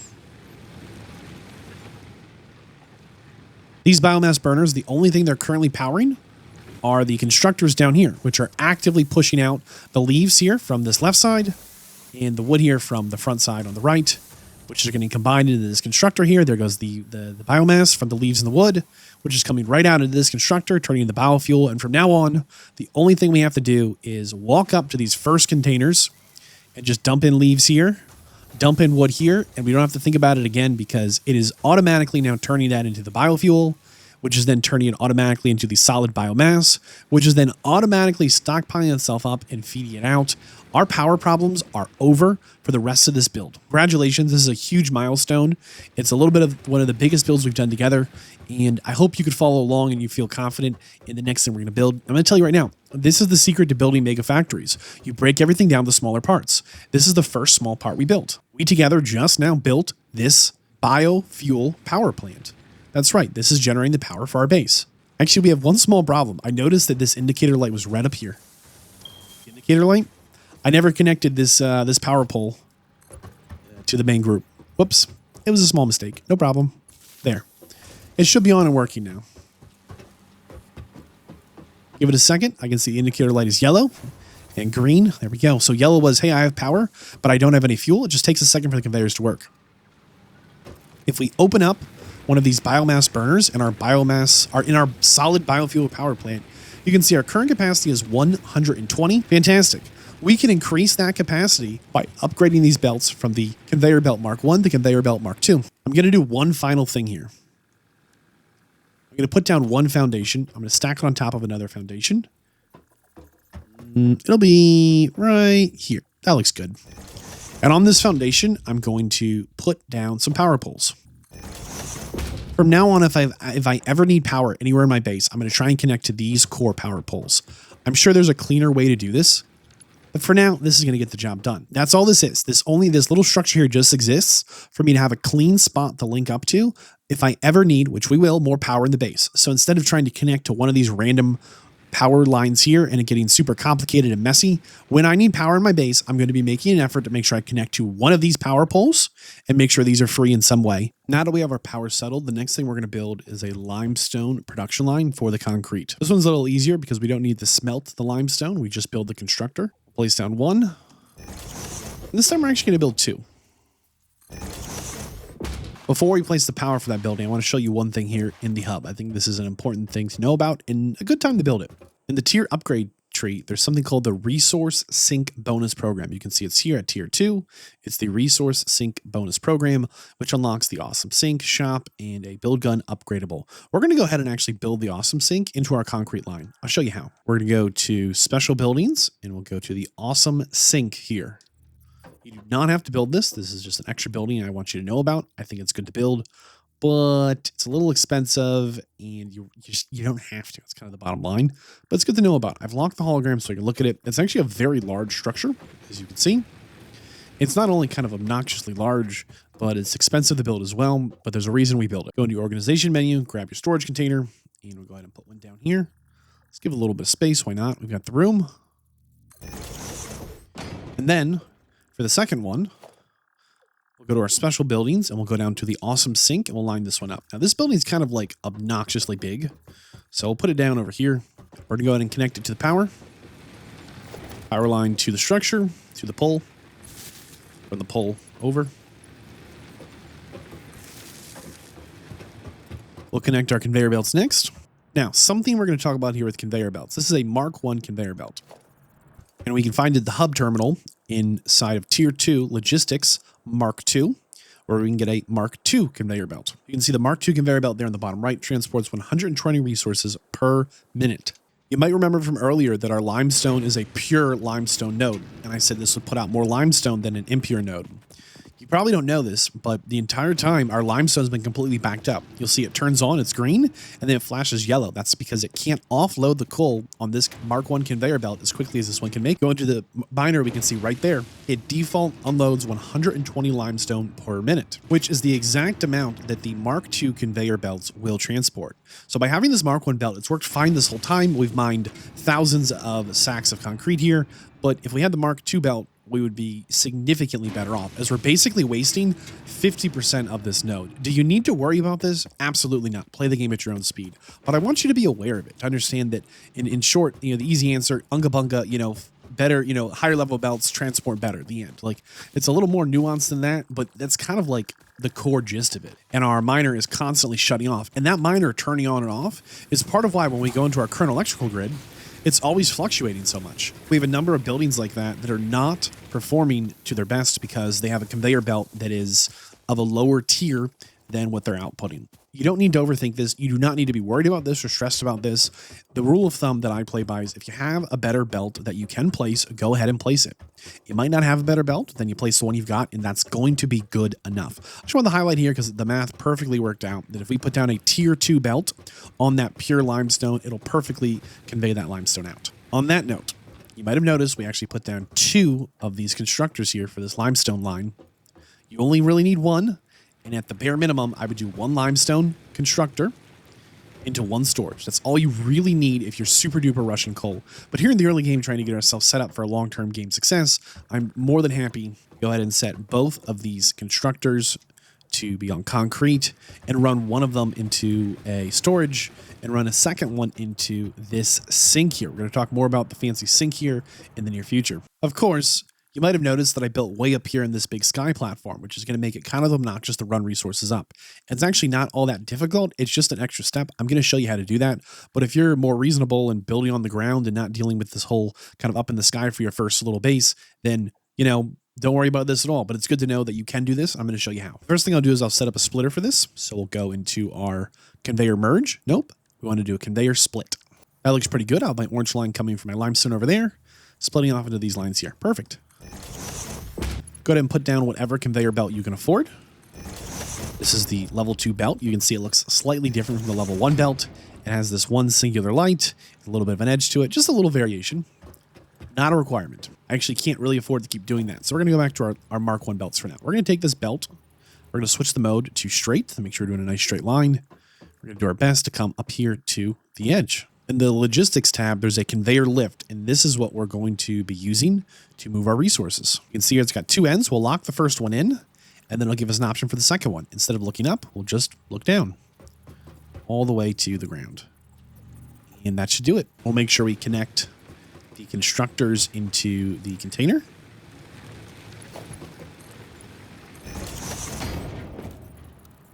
And we'll align the second one into the big sink. We'll talk about the sink in a minute. We're getting close.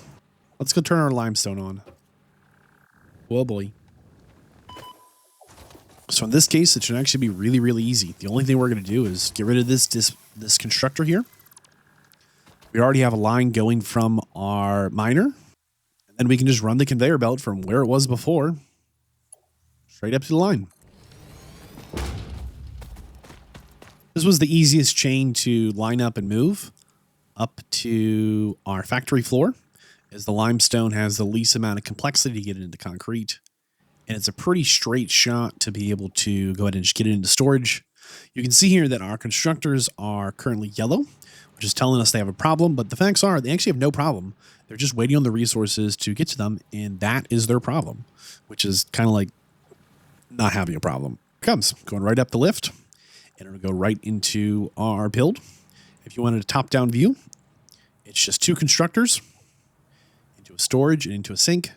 And if you were really trying to save your currency and really rushing to get somewhere, you could just do one constructor into one storage box. And you could even make this a shorter line here as well. All kinds of things could be optimized, but this is the build I'm going with, and it's going to get me forward with style. Because we are officially not only turning limestone into concrete and storing it here in the storage, but in addition, we are taking that same concrete and we are feeding it into the sink. Now, the sink program is kind of special because there's a whole bunch of hidden unlockables that are cosmetic and utility focused that you need sink tickets to get. And the only way to get sink tickets is to feed resources into this sink, and this machine will then just destroy them, delete them forever, and it'll spit out coupons. However, the more basic the resource, the less value the sink will give you, and coupons get exponentially more expensive. So the first coupon might be like 10, the next one's going to be like 100, and then 1,000. So this is not a long-term solution, but we're going to get plenty of concrete stored in our storage. So this is an okay thing for us to do right now, just to get on the board. Here at the sink machine, we can walk up to it and interact, and we can see the current coupon total we've got going on. And you can see currently we have 0 coupons, but the concrete is feeding at a rate of 120 points a minute. And the next coupon we can get will be at 272 more points. So looks like we're 3 minutes away from getting our very first coupon. I really hope seeing this is helping you build some confidence in what you're working towards. Like I said a couple of times, and I'll keep reiterating it, the way you make a mega factory is you start with little pieces and you just take care of that. So the first day, your first hour, maybe you got some of the power together. Next day, we got our limestone together. We're not really building a mega factory, but the concept here is going to stay with you as you go, that you just kind of break things into smaller parts and work your way through them. And I also want to point out that these bio burners here, okay, they're actually a little bit smart. If there's nothing to spend the resource on, they won't just needlessly burn it.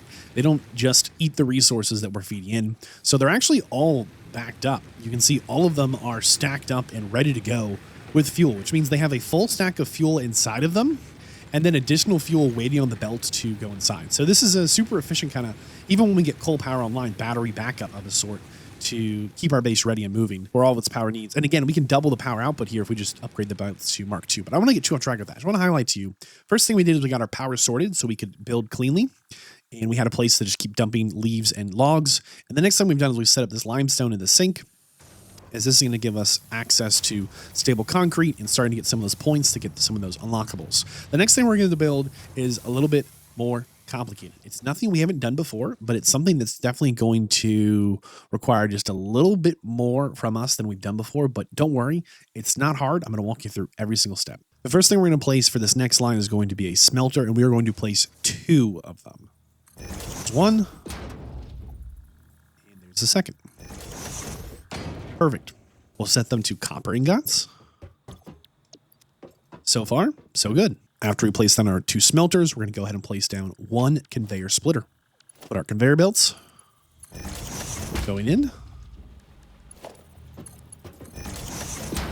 This is going to be the start of the line here. Nothing too complicated. Here's the top-down view. Just 2 smelters, 1 splitter, and the conveyor belts. Okay, here we go. The next thing we're going to do behind these smelters is we're going to go ahead and take a conveyor splitter and put it down right behind them. Okay, we're going to make sure we're using our snapping tool, lining up. There's one. We'll put down a second one as well. There's two. I'm going to go ahead and put my belt in right now as well. And the second one. So far, so good. Then before we completely forget, I'm going to make sure it's all connected to the power grid so everybody's going to get their own power pole. We'll make sure there's a power line going from each structure to their pole. We'll connect the poles.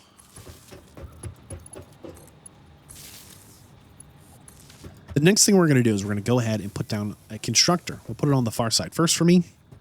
Make sure it all lines up. And it can be pretty close. Here's one. And I'm going to tell this constructor it's going to be doing wire. Okay? Now, go into your disassembler like you're going to take it apart, but instead of going to dismantle, right, we're not going to take it apart, go ahead and click on the right there. For me, it's X. You're going to click the sample building, and that's going to copy it. And we'll just copy two more of these. It didn't just copy that building, it actually copied that building and what it was producing, which is wire. I think it's really good to know that you can do that, that from a distance, you can be clicking on buildings, grabbing a sample, and throwing it down. You don't always have to build things from your build menu. And again, it's not just copying the building, it's copying the building and the settings it's on, which I think is really nice as well. Let's go ahead and put down one more constructor on the edge here. Line it up with the others. We're looking pretty good. We're going to leave this one alone for now. Let's connect all the conveyor belts.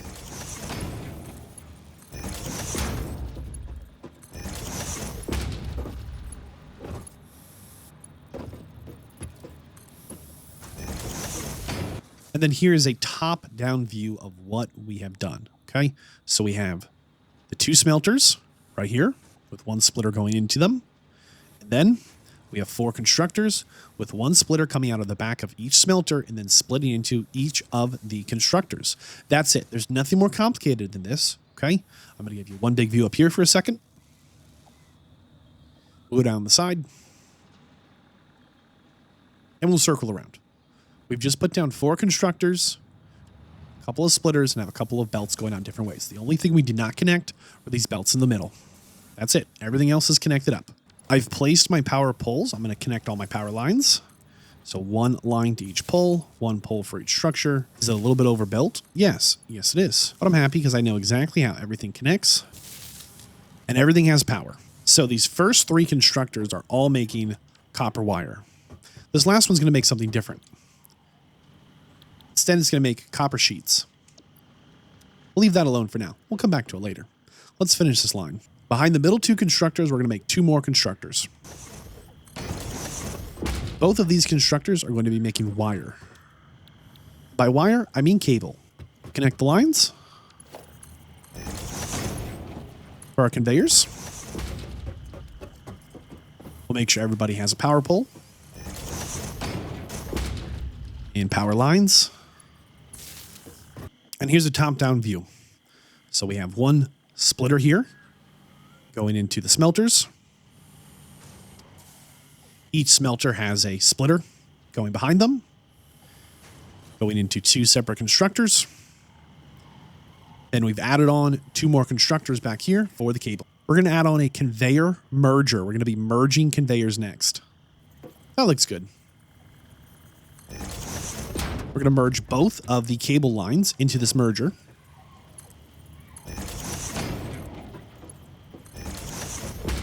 Next, we're going to build a storage pod. That looks good. We're going to build one more on top of it as well. Take our conveyor belt from the conveyor merger, run it into the bottom one, and from the constructor that makes the copper sheets here on the edge, we'll grab this conveyor belt and run it into the top one. This is the end of this copper production line. I think there's more things we could do to improve it. The smallest thing would be this one on the outside here. The only thing it does is it makes that copper wire, that copper line, and we could put a storage container on the end to stockpile it. I just don't think we need a lot of it.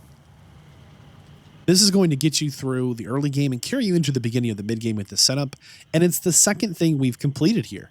It's a little more complicated than everything we've built so far. Pat yourself on the back. Congratulations, you've done it. The basic idea here is that we're going to need a lot of cable. We use it all the time for a lot of stuff. So we have 2 constructors pumping cable into this bottom container here. Okay. Something we don't need as much of, but every once in a while we do, is a little bit of that copper wire, which will have a dedicated spot here. I think it holds up to 200, and that's probably plenty at this point. So this is going to act as a storage. I don't feel like building another storage here for it. I don't think we need it, okay? The 4th constructor here on the far side is making those copper sheets. We're going to need some of this pretty soon, but not right away. So it's good to have it, and we don't want it to back up, so it has its own dedicated storage box up here as well. Again, what we want to highlight here is that we are running the miner, and we're running a conveyor belt from the miner to our factory.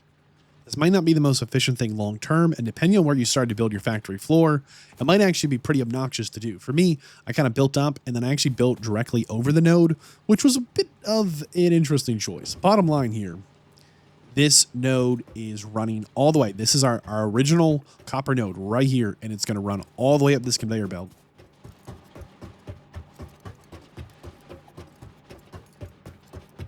Till it gets to the conveyor lift, and then we'll go up to our factory floor. This is our first bit of copper coming into the machine here. You see it gets split into the smelters like we planned. Make sure it's all flowing in the right direction. We have copper ore getting smelted into ingots, and you can see the ingots are being nicely split up into those 4 different constructors. Let's roll a little further forward here. And we should see, there it is, the first wire coming off the conveyor, the bottom, and the first of the copper sheets coming off the top level conveyor as well. This is very exciting as we no longer need to do any of this crafting by hand. Wonderful, wonderful stuff. Now, I think we should check on the kitchen sink here, whatever it's called, the sink, the coupon sink. See how it's doing. As I noticed, it slowed down. I'm not exactly sure what the issue is here. I must have disconnected something. It looks like I disconnected a power line from the main tower pole. That should put everything back online. This is why I like having these conveyor belts out here where I can see them, because I don't always look and notice the giant flashing lights, but I see an empty conveyor belt.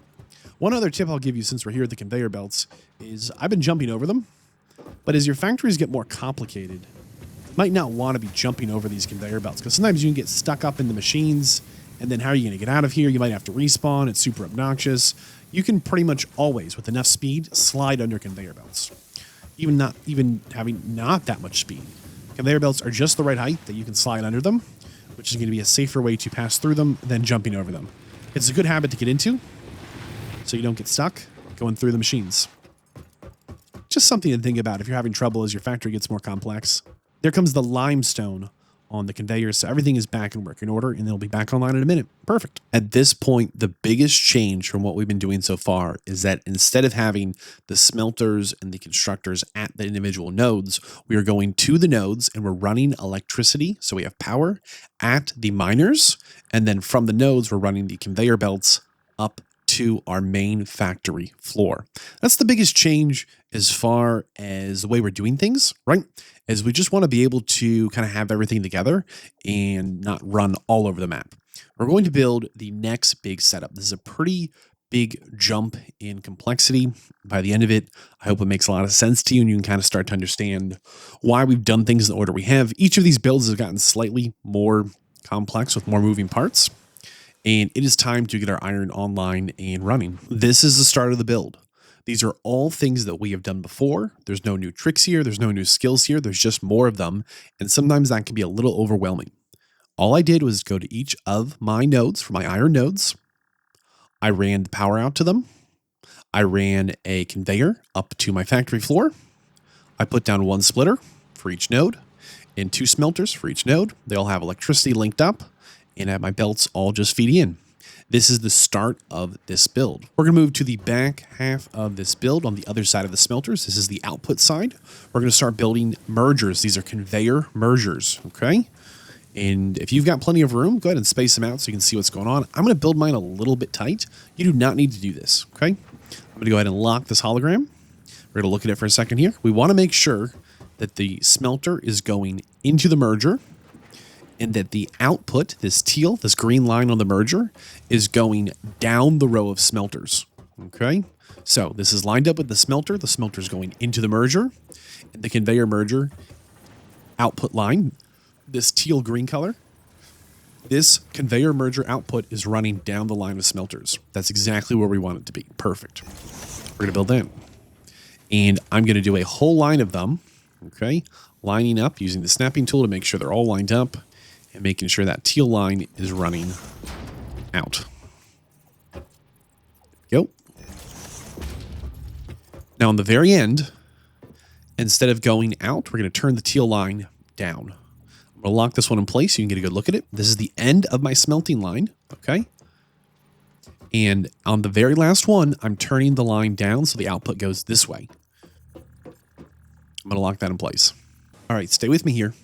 For each of the smelters, we built one of these. So again, to look at what we're doing here, for each smelter, we built one conveyor merger because we're going to merge all of the iron blocks that come out of these smelters into one single line. So we're going to have the ore coming into this production chain, right? It's going to go into the smelters, and the smelters will turn it into a ingot, right?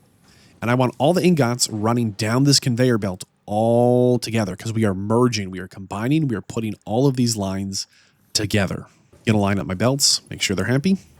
There we go, going into the merger. Going into the merger. So far, so good.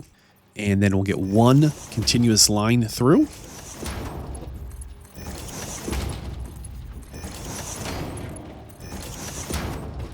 And everybody is happy, happy, happy. Perfect. Now, one of the reasons we're building it like this is because if for some reason we decide we want more smelters, we can keep expanding out to this side essentially indefinitely until we hit, the end of the world. Okay. This gives us lots of freedom to expand and to build around it. If we go look at some of our other builds over here, these are incredibly functional. They get the job done. They're cost effective, and I'm really happy with their performance. But it'd be really tough to try and expand them. They're not built for that. They're built to just make one or two items and give me that finished product, and that's all I need them to do here in the early game. As you move into the mid game, you're going to start to build your factories like this, where you leave room where I could easily, at no cost to my current build, I could just put one more splitter here, two more smelters, and I could just pull this line further down. I hope that's really making sense to you on why we're building it this way. Again, I think doing something new can sometimes be a little bit overwhelming. And this is something new, and it's bigger than something we've built before, but I really hope it's making sense that you can just keep building more of these if you wanted to, or if you had more nodes, and it would not be difficult at all. I'm going to turn this half of the machine on just so we can see it in action, because I think that might help things make more sense as we're going forward. So I'm going to go ahead and connect the conveyor belts here from our iron nodes into our splitters, and the ore's coming in. And you can see it's just getting split into the smelters. I'm going to turn them on, and we should see iron ingots come out of each smelter. And as it comes out the smelter, it should just go down this line. And there it is. All the smelters are pushing out iron ore, and then all that iron ore is getting pushed down the production line here. Perfect. That's exactly what we wanted to see. That's exactly how this should work. Nice. Next, we're going to build a conveyor splitter. Okay. We want to make sure that it lines up with the first merger here, which means that this orange input line needs to be lined up with it. Now, you probably want to give yourself some space if you have it so you can see what you're working with. I'm going to keep mine pretty close to each other, but you definitely do not need to do that. We have 6 total smelters, and for each smelter, we're going to build another conveyor splitter. And we're going to make a line of splitters that just runs right down this line here, okay? We want to make sure that the input, the orange line, is running from the right to the left. I'm going to lock this hologram in place. So the iron ore is going to come into this first one, turn the corner, and it's going to have an option. It can continue to go down this path here, or it can branch off into this path we're making for it here.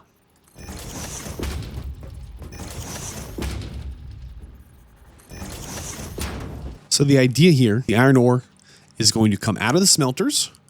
It's going to turn right. It's going to have choices. It can go straight, it can go left, or it can turn right. And I'm going to try and funnel it down this path right here. all the way. Let's connect those belts. And it should be running from right to left. There it goes. Same over here. Perfect.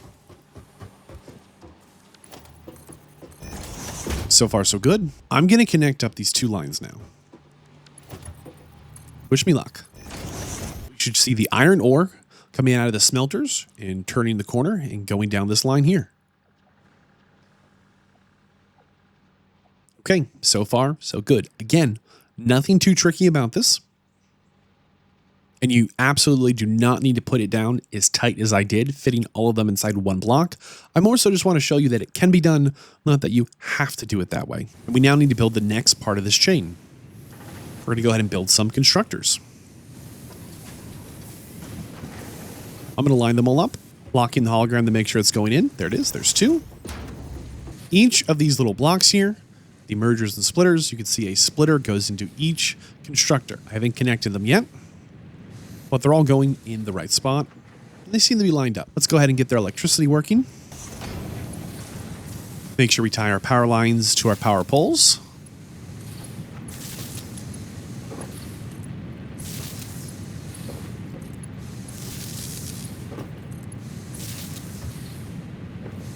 And I'm going to tie each of the power poles together. There might be a more cost-effective or efficient way to do all the electricity, but I just really like the confidence that my machines are connected and I can quickly see where my problems are and always find a pole to connect with. Might not be optimal, but it's my preference. All right, each of these constructors has something specific they are going to be building. First one here, I'm going to have make iron plates. The second one here is going to be making iron plates. Third one here is going to make iron rods. The fourth one's going to make iron rods. And the fifth and final one's going to make iron rods as well. So in total, we have 5 constructors in this line. 2 of them are making plates. 3 of them are making rods. In the hub terminal, under tier 2, you can see there's Logistics Mark II. And in Logistics Mark II, you can unlock the stackable conveyor pole. We're going to be using the stackable conveyor pole for this build. By this point, the amount of time it takes to kind of get to here, you should have plenty of resources coming in to have unlocked most all of the research. We're going to, again, use the conveyor merger. We're going to be merging things together. This time, I want to make sure that I'm going to the right. So you can see I have my output line for my constructor going into the merger. And I have the merger, again, running up the line here. That's one. I'm going to go ahead and use the snapping key to make sure I feel like it's lined up. I'm going to lock the hologram to double check. And that looks pretty good. We're going to keep going down the row with the conveyor mergers. And everyone has the same direction here. We're all heading in the same place. I'm just going to keep making sure we've lined them up with the snapping tool. Double check my arrows. Looks pretty good. So far, so good. I've deliberately left this conveyor here unconnected so iron bars don't flow out and throw me off here. This line here should have iron bars on it. Okay. Those iron ingots right there. I want to make a second line using the stacking pole. And that second line is going to have my iron plates on it right here. We're going to stack it up one more. We'll grab the stackable conveyor. We'll put it down. This one is iron plates. This constructor is iron plates. This one is the iron rods. Grab our conveyor belt.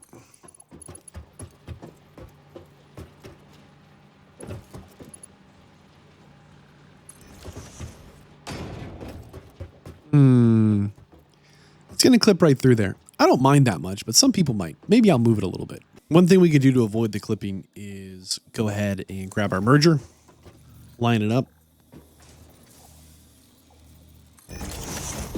and put it a little further out from the edge. So you can see these are kind of centered on the tile. This one is further towards this edge. Then we could stack one on top, delete the bottom one. Now it's kind of floating there, and then connect it over top.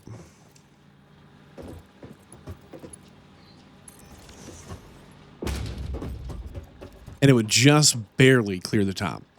This would be another way to do it. I just don't mind the clipping that much, so I'm going to let it clip. But you've got options. You could wiggle it around a little bit. And maybe there's another good solution to avoid the clipping. If you know what that is, go ahead and leave a comment. I'm sure someone will appreciate it. We're going to connect the two metal plate constructors together. And then we're going to connect the 3 metal rod constructors together as well. We're going to double check everything's running the right way. Ignoring the clipping. Oh boy. We're going to double check we have iron rods, followed by iron plates. Let's go connect everything together. It looks like all of our iron ingots are moving in. Let's go ahead and turn it on and see if we can get iron plates and iron rods coming out. So the 2 constructors on the right should be making iron plates, and the 3 on the left should be making iron rods. Let's see here how it's going. We can see here we have some ingots. We have some iron plates, and all the way at the top, iron rods. Here's a top-down view. What we've done so far. You can see that as soon as that main line on the left is backed up, that the plates start to very nicely move into the production. Iron ore seems to be moving smoothly. Looks like there's plenty of ingots moving through as well. And looks like all my production buildings are doing okay. This is obviously not a perfect system. I'm sure there's ways to improve it, but so far, so good. We're going to build a conveyor splitter next. So we want to pull things off this main line here and into constructors heading this way. So we can see we have a teal line running to the left here and a teal line that's going to run down the center here. So we're going to make sure that orange line is on the right. That should be good for now. Let's pull out this main conveyor belt further. We need to get things off of our main production line here and over into a constructor over here. We're going to do that using a conveyor splitter. We're going to line it up with this one here. We'll build it right on the line if we can. That should work. Now let's see if some split off. Perfect. Iron rods going in. Connect all of these conveyor belt splitters. So it should be pretty clear that this belt here is going to keep feeding down the main line here. And it's going to split off here. Again, it might seem a little complicated, but let's go back to where it all started. We took the iron nodes, we ran the conveyor belts to the splitters here. We split the line into the smelters. The smelters are going to go ahead and push out an iron ingot. The ingots all get together and run up this line here. And then they go straight forever. And every time something needs an ingot, for example, the first line here, we go ahead and put down 1 splitter. We split it off and send it down the production line. It's time to build more constructors. I'm going to keep this pretty tight again. I don't really recommend doing that. I know I keep saying that, and then I keep doing that, but here we are. I'm going to set this one to make screws. Open up my deconstructor, sample building. We're going to keep locking the hologram in place just to make sure that I'm happy with where it is. Double checking it's all lined up.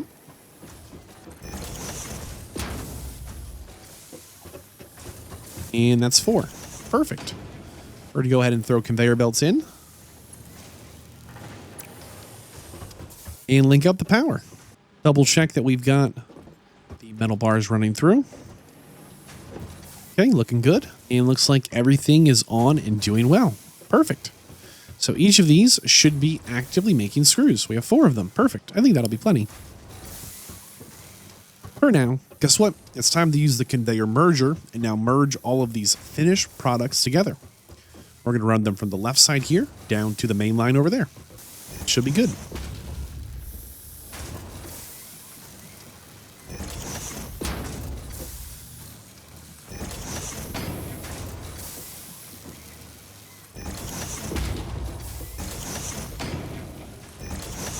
We're going to build the stackable conveyor up another for that 4th level.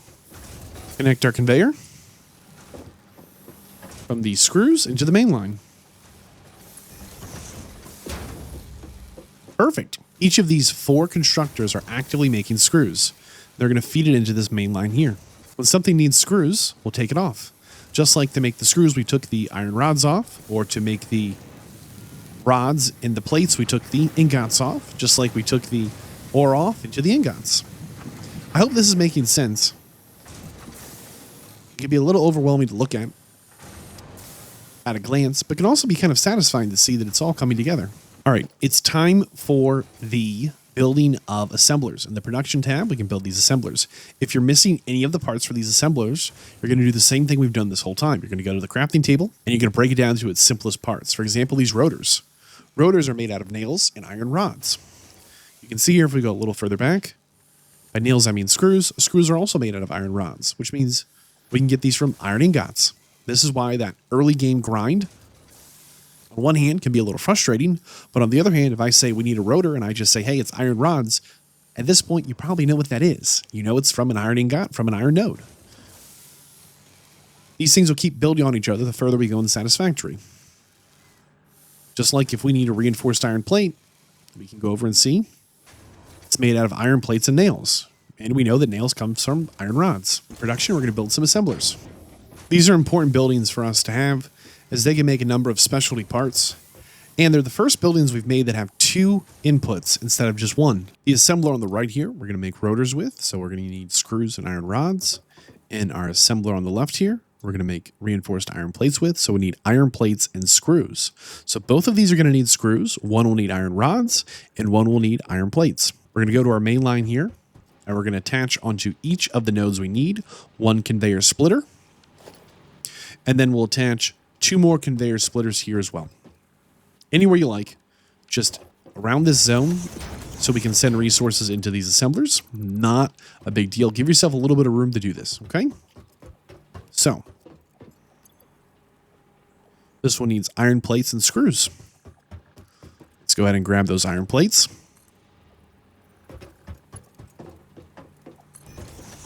It now has iron plates.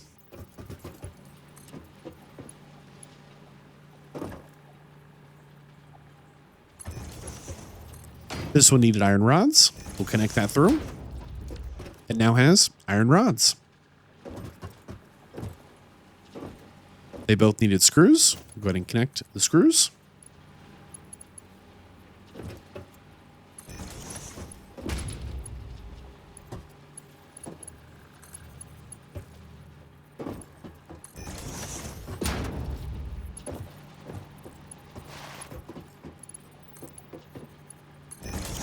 And now they both have screws.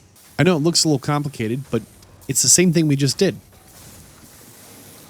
We have these constructors making iron screws, and then we sent the iron screws that they make right up into the main line here.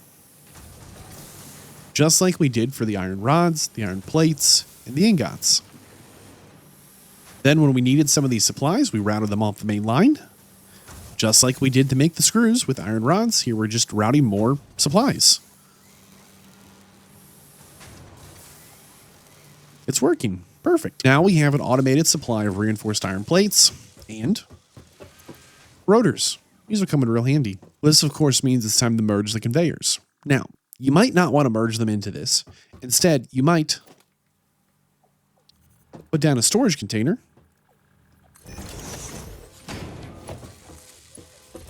and just route them into the storage container. Reinforced iron plates going in. Or you might leave the storage containers, put down a conveyor splitter. Then you can go ahead and take one conveyor belt from the splitter into the storage. And then you could route this up back into the main line. Let's watch what happens here. You can see it put out two reinforced iron plates. One of them is going up into the main line and one of them is going directly into the storage. This again might not be the most optimal thing to do, but early on we oftentimes need these reinforced iron plates, and it's nice to know where they are. But you can do the same thing for these rotors. Grab a storage crate, stack it on top. We'll grab a splitter, line it up. We could send one line into the storage container. And we could send a second line up into our main line. You can see we're producing rotors, and they're getting split up right now. And they're actively going into this storage container here. And then some are going up here into the main line as well. Now, just like we put these conveyor splitters here to produce things, we could put a whole line of conveyor splitters here and then line up a bunch of storages, and then just split off one from our main line into each of these so we always had some around. This will be another way to do things. We're going to build 2 more assemblers. Production, assemblers, we'll line them up with the other ones. Why not? A quick thank you here to the people supporting the work on Patreon. If you enjoy these videos and want to support directly, I have a single pay what you want Patreon linked below. Thank you. So far, so good. Double check what we need on the far side. Reinforced iron plate and iron rods. Reinforced iron plate and motors. Let's check where our iron rods are. Up 3. Conveyor splitter. We're going to disconnect the conveyor belt and then connect it right into the splitter. Make sure it's happy. Maybe there's a better way to do that, but that's how I found success. And we need reinforced iron plates. Again, you can see the belt goes right through it. We'll take it out. Put it back. Let's connect these through.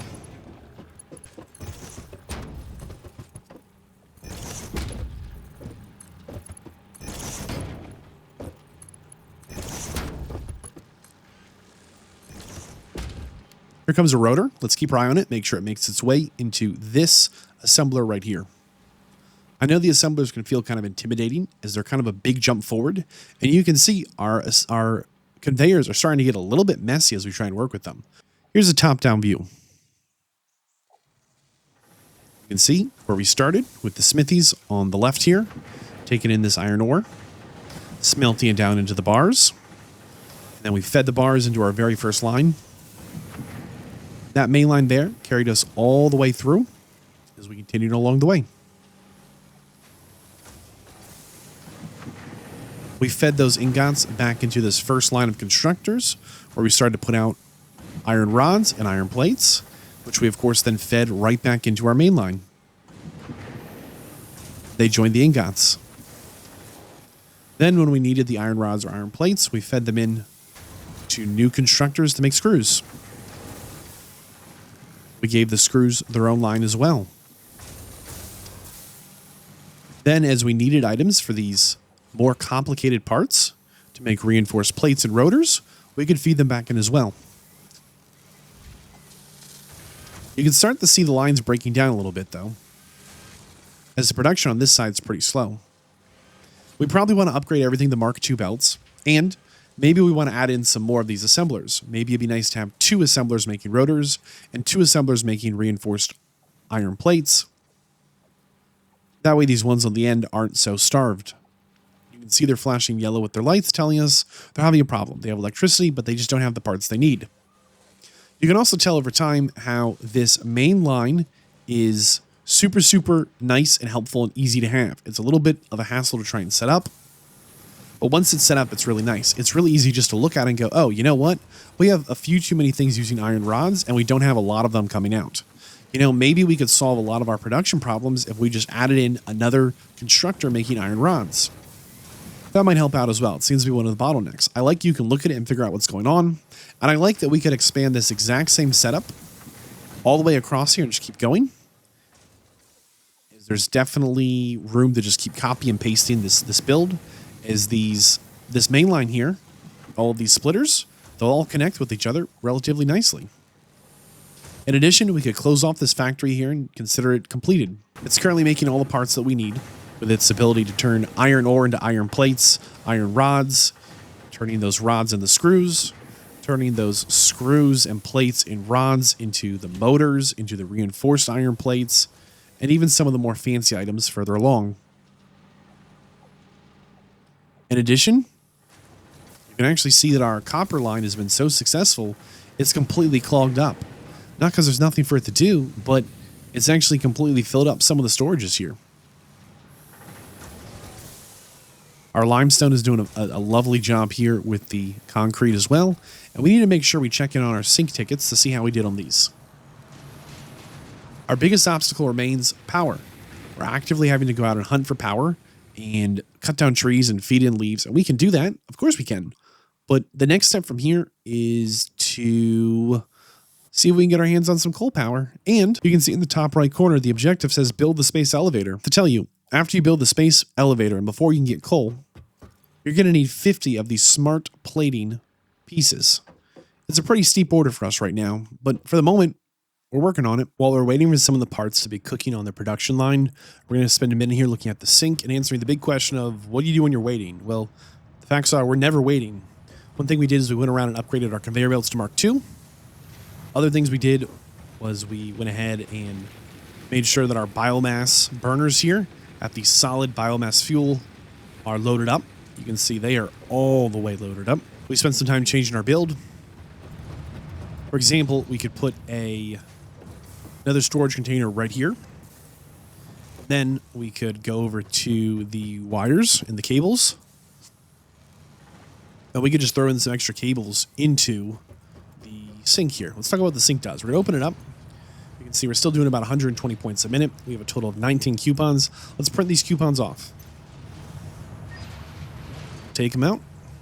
There they are, 19 coupons. We're going to open up our build menu. Under special, under the awesome bonus program, we're going to build the awesome shop. This is the awesome shop. It's where you spend your awesome coupons you get from the sink. The sink gives you those coupons by sinking in resources. They're gone forever. The more complex the resource, the better points you're going to get. And the point cost for each ticket is going to go up quite a bit. We've had this sink running basically from the moment it made sense to build it. We have 19 coupons. Let's see what we can buy. There's actually a lot of really good, important things in here to buy. A small example would be there's a achievement for the golden nut costing 1,000 of the coupons. Or a way to mount your conveyors on the ceiling and the wall. A way to route conveyors through the floor or a wall. How about a way to run electricity through the walls as well? There's all kinds of fun things for building in here, as well as organization, like signs. I think there's lots of good reasons to unlock these signs and make an effort to use them in order to label your supplies or your storage units as well. You can unlock colors as well. These are fun. Also, just different foundation shapes. For example, these corner pieces that we did not have before, just a set of stairs, right? We can also unlock some variety of walls, like a window wall. I think these are fun as well. Under architecture, there's catwalks and ladders, as well as the elevator, which would be nice to get our hands on. There's some fun shapes for maybe a roof, some frame sets, some railings, a ventilation bundle. Ooh. And there's, of course, a coffee mug, and then there's parts. Do not spend your tickets on the parts. It is always the wrong thing to do unless you have everything else unlocked. And the reason being, everything you see in the parts list, you can make. And you can actually only see parts, as far as I know, that you can actually make. So we're only seeing things here that we already have access to producing, which means we're better off spending our hard-earned tickets on something that's going to actually change the way we do things. Maybe you think it's fun to get a boombox and some new sounds. Maybe you think it's fun to get a little Fix-It Factory card. There's all kinds of fun things in here to spend money on. The first thing I'm going to spend my tickets on is under the architecture tab, and it's the factory ladder. I get a lot of really good use of this. I'm going to put it in my cart. Let's go ahead and check out for the moment. We'll go to our cart. We'll have to click buy all, committing to buying this factory ladder for the cost of 3 of these tickets. Now we actually have access to building a ladder. Go to our build menu, go down to a new tab here for architecture, and here's the ladder. This is the thing I almost always buy first because I can just place it down and build it up. That might not seem very handy at the moment, but it will in a little bit later. Listen, this is a cool little shop. There's all kinds of fun things in here to buy, but the only way to get coupons are to sink resources, permanently deleting them into this, the big awesome sink. And one early resource you can send in are just these conveyor belts, but you can build more than one awesome sink. And I probably should build a second one off of these wires, just to get these wires running somewhere. Or maybe I could route them into this one, just bring a whole line over, put down a splitter here. Like, there's definitely ways to do it, okay? But this isn't really my focus right now. It's more important to me in this moment that another thing that we haven't talked about, special buildings, is the molecular analysis machine, or the MAM. Let's build this quick. This is actually a very, very important structure to have. Up to this point, everything that we have built is for our factory and our production, but there's kind of 2 pillars of Satisfactory. There's the factory in the production side of things, but the other pillar of this game is the exploration. I think that's the second largest and other most important thing. As far as I'm concerned, all the time you spend building in your factory and gathering resources, you should spend about that much time out there exploring as well. So for some perspective, we've done none of that. On one hand, it's a little bit outside the scope of this video, but on the other hand, I think it's important that you know that that is a valuable thing to be spending your time on doing. This is, again, the MAM, and this is where you can cash in the research for your exploration in a very similar way that we're able to use the hub terminal here to unlock new building supplies. The MAM here is going to unlock all kinds of fun stuff that will absolutely change the way you play, and you need to be engaging with this. I'm not going to go into this in a lot more detail than that, but if you've been out exploring, you've certainly picked up some fun things, maybe some spooky things. For example, the slugs. Whenever you open up the MAM here, you're going to see that some of these things are actually blocked off because you haven't encountered them yet. We haven't explored and found them yet. And so, on that note, let's go ahead and feed it a power slug, see what happens. We go into the power slug tree, and there's absolutely nothing for us to do. All right, let's interact with the node by selecting it. And now we can start the research on it. Let's start the research on this because we have a blue slug. Research complete. Okay, now this is why the MAM here, the research, is kind of difficult. What did that change for us? We don't have anything new to build. Do we? Open up our build menu. Doesn't really look like we have anything new. Maybe it's something new we can craft in our equipment workshop. Also, no. Well, that's weird. Maybe it's something at the crafting bench. Aha, there's a new power shard. We can make power shards. Well, what are these for? It just doesn't tell us. So a lot of this is, I don't want to say impenetrable, but like if you unlock the ability to craft, a conveyor stack pole, it's immediately obvious a conveyor stack pole is for stacking conveyors, right? But the MAM's a little more tricky. So let's go into the power slug. We see the check mark here. Let's check the tooltip. Well, it rewarded us with power shard thing. What is this? Power shard. A power slug mucus compressed into a solid crystal-like shard. Yeah, but what do I do with it? Again, it just doesn't tell you. I'm going to help you out. You need to craft one of these and unlock overclocking. We'll go ahead and do that once since we can. Now, before we do it, I'm going to show you one thing that's going to make this make more sense. Or maybe make it make less sense. We may never know. This is our iron ore miner. You can see it's turning off constantly because it's mining more resources than we can actually use on our belt or in our factory, which means it's fluctuating power. As you can see right now, it draws a total of 5 MW of power. Well, only when it's on, but you can see it actually spends most of its time off. It's completely off right now as it's completely full with 100 stacks of iron ore and the conveyor belt full as well. It actually spends more than half of its time off at this point. Well, there's something we could do about this. You see that little lock there, the little keyhole that there's nothing there? Remember that little empty square? Because we're going to unlock it. That's right. The research is going to change and open up a brand new menu on every single building that you just didn't know you didn't have, right? So we'll go into the power slugs. We'll go into overclocking. I think we have about all the stuff. We'll start the research. And we have now unlocked overclocking. But what does that do? It says player upgraded. Okay, how would we ever figure this out? I mean, there's no really good clues here. Let's go ahead and open up one of our structures though, and I'll show you. We're back here at the iron ore miner, same one as before. And you can see now there's a clock speed thing, but it's locked. You recognize that shape though? As it turns out, if we had a power shard, we could overclock this machine, which means we could use the power shard to increase its output. But the other thing we can do is we can actually underclock it. We can say, hey, instead of putting out 120 a minute, you could just do, 60. Now, why would we do 60 a minute? Why would we do 50% speed? I'll show you why. Because our conveyor belts that we have on this machine can literally only do 60 a minute. It doesn't matter that this thing can put out 120 a minute. Our conveyor belt can only maintain a speed of 60 a minute, which means, the reason this matters, look how much power this machine is drawing. It used to draw 5 megawatts, right? 5 MW, but if we underclock it so that it actually matches up with the production speed of the belt attached to it, it's using less power, actually a lot less power, from 5 down to 2. And this also creates a more stable power grid because if it was all perfectly balanced, then it would just always be on at exactly 2 instead of what it does now, which is it sits here at 100%, it turns on, drains 5 MW of power, right, the megawatts, and then turns to 0, adding a huge 5-point fluctuation in our power graph. I don't want you to be overwhelmed by this. I don't think you need to mess with this really much at all. I think it's kind of, I don't want to say for nerds because I don't think that's accurate, but it's kind of for nerds, right? Like as far as I'm concerned, throw down your miner, put in your belts, and if it's not moving, like put on a bigger belt. And if your production's fine, like who cares? That being said, if you really want to get into the weeds, you can really mess with this stuff, especially once you try and focus on the overclocking. I think it matters more when we're dealing with some of the power structures than the production structures, but that's really kind of something for later in the game, but you're never going to get access to it if you don't actually go out, explore, find weird things, pick them up, interact with them, and then try and put them into the research. Again, my recommendation is this is Satisfactory, and the goal here is to be out there making a factory, okay? But keep in mind that the two pillars of this game are, one, to be involved with building, but also two, to be involved with exploring. I think that's like the other big pillar of Satisfactory. I'm actually going to show you how to unlock one specific thing that is locked in this research tree. It's going to be a little bit of doing to get it done, but I think it's worth doing. I think it puts some perspective on how good these upgrades actually are. And the fact that they're like super locked. You first have to research the ability to use this building. Then once you put it down, you have to have the random items. And until you encounter them, example, crash sites we haven't even messed with, you don't unlock anything. You don't even know what you're missing. And so it could be pretty easy to go pretty deep into Satisfactory and just ignore this. And we should not do that. My suggestion for you is to make sure you grab some of these portable miners.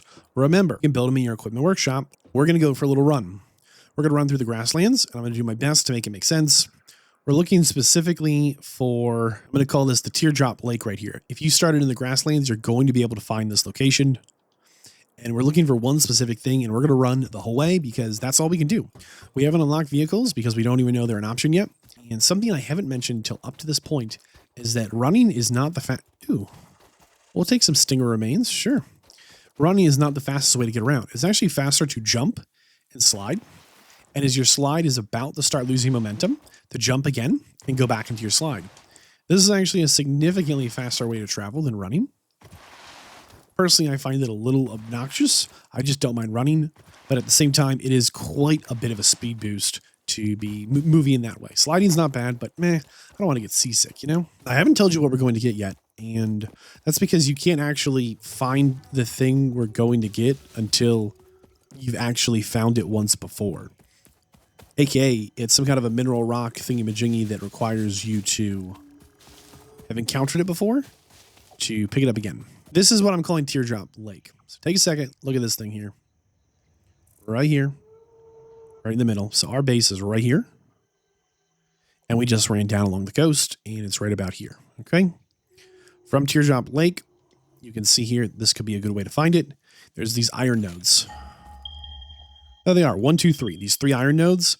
I think these are a good reference point to use. If you're in the grasslands or near the grasslands or walk over to the grasslands, you can use those iron nodes to figure out how to follow along more easily, especially since, you know, you might not have built your base where I built mine. As again, you did not have to or even need to. It's just a good spot that I recommend. So from this triple iron node here in the grasslands, just by the Teardrop Lake, one more time opening up the map. There's Teardrop Lake. Here's the 3 iron nodes. We're on the hunt to find some quartz, and I think I remember how to find some. It's a mineral that is definitely worth getting your hands on. However, again, I'm calling this a road. This little path I'm on here, I think this is a road. A moment ago, we scanned for iron nodes, and we were able to scan for the iron nodes because we've encountered iron before, and or it was a part of the tutorial. It's a basic resource, whatever. Quartz, like some of the other resources, you cannot find and scan for until you've stumbled into it. And it's a little bit off the beaten path to find. Another resource to keep your eye out for is, this looks new. What is it? Oh, look, a new ore we've never seen before. Let's go ahead and mine this. Having encountered something brand new, just a random rock here, and I don't think they respawn either, by the way. It's going to open up something new for us back at the man. Again, like I said earlier,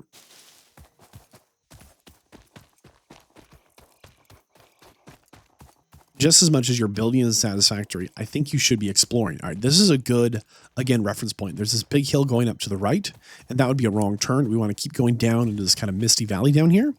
There's some bright red trees there up on the hill.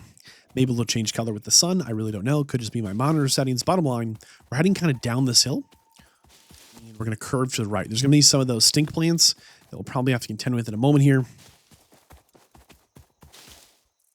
that I think live around here.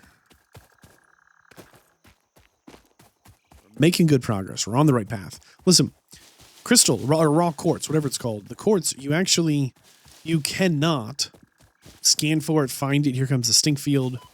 You can't scan for it, find it, know about it if you haven't already found it once before, which is an interesting mechanic because hypothetically you'll eventually find it. But I could totally see getting into some kind of a bottleneck because you don't know that you're missing that. All right.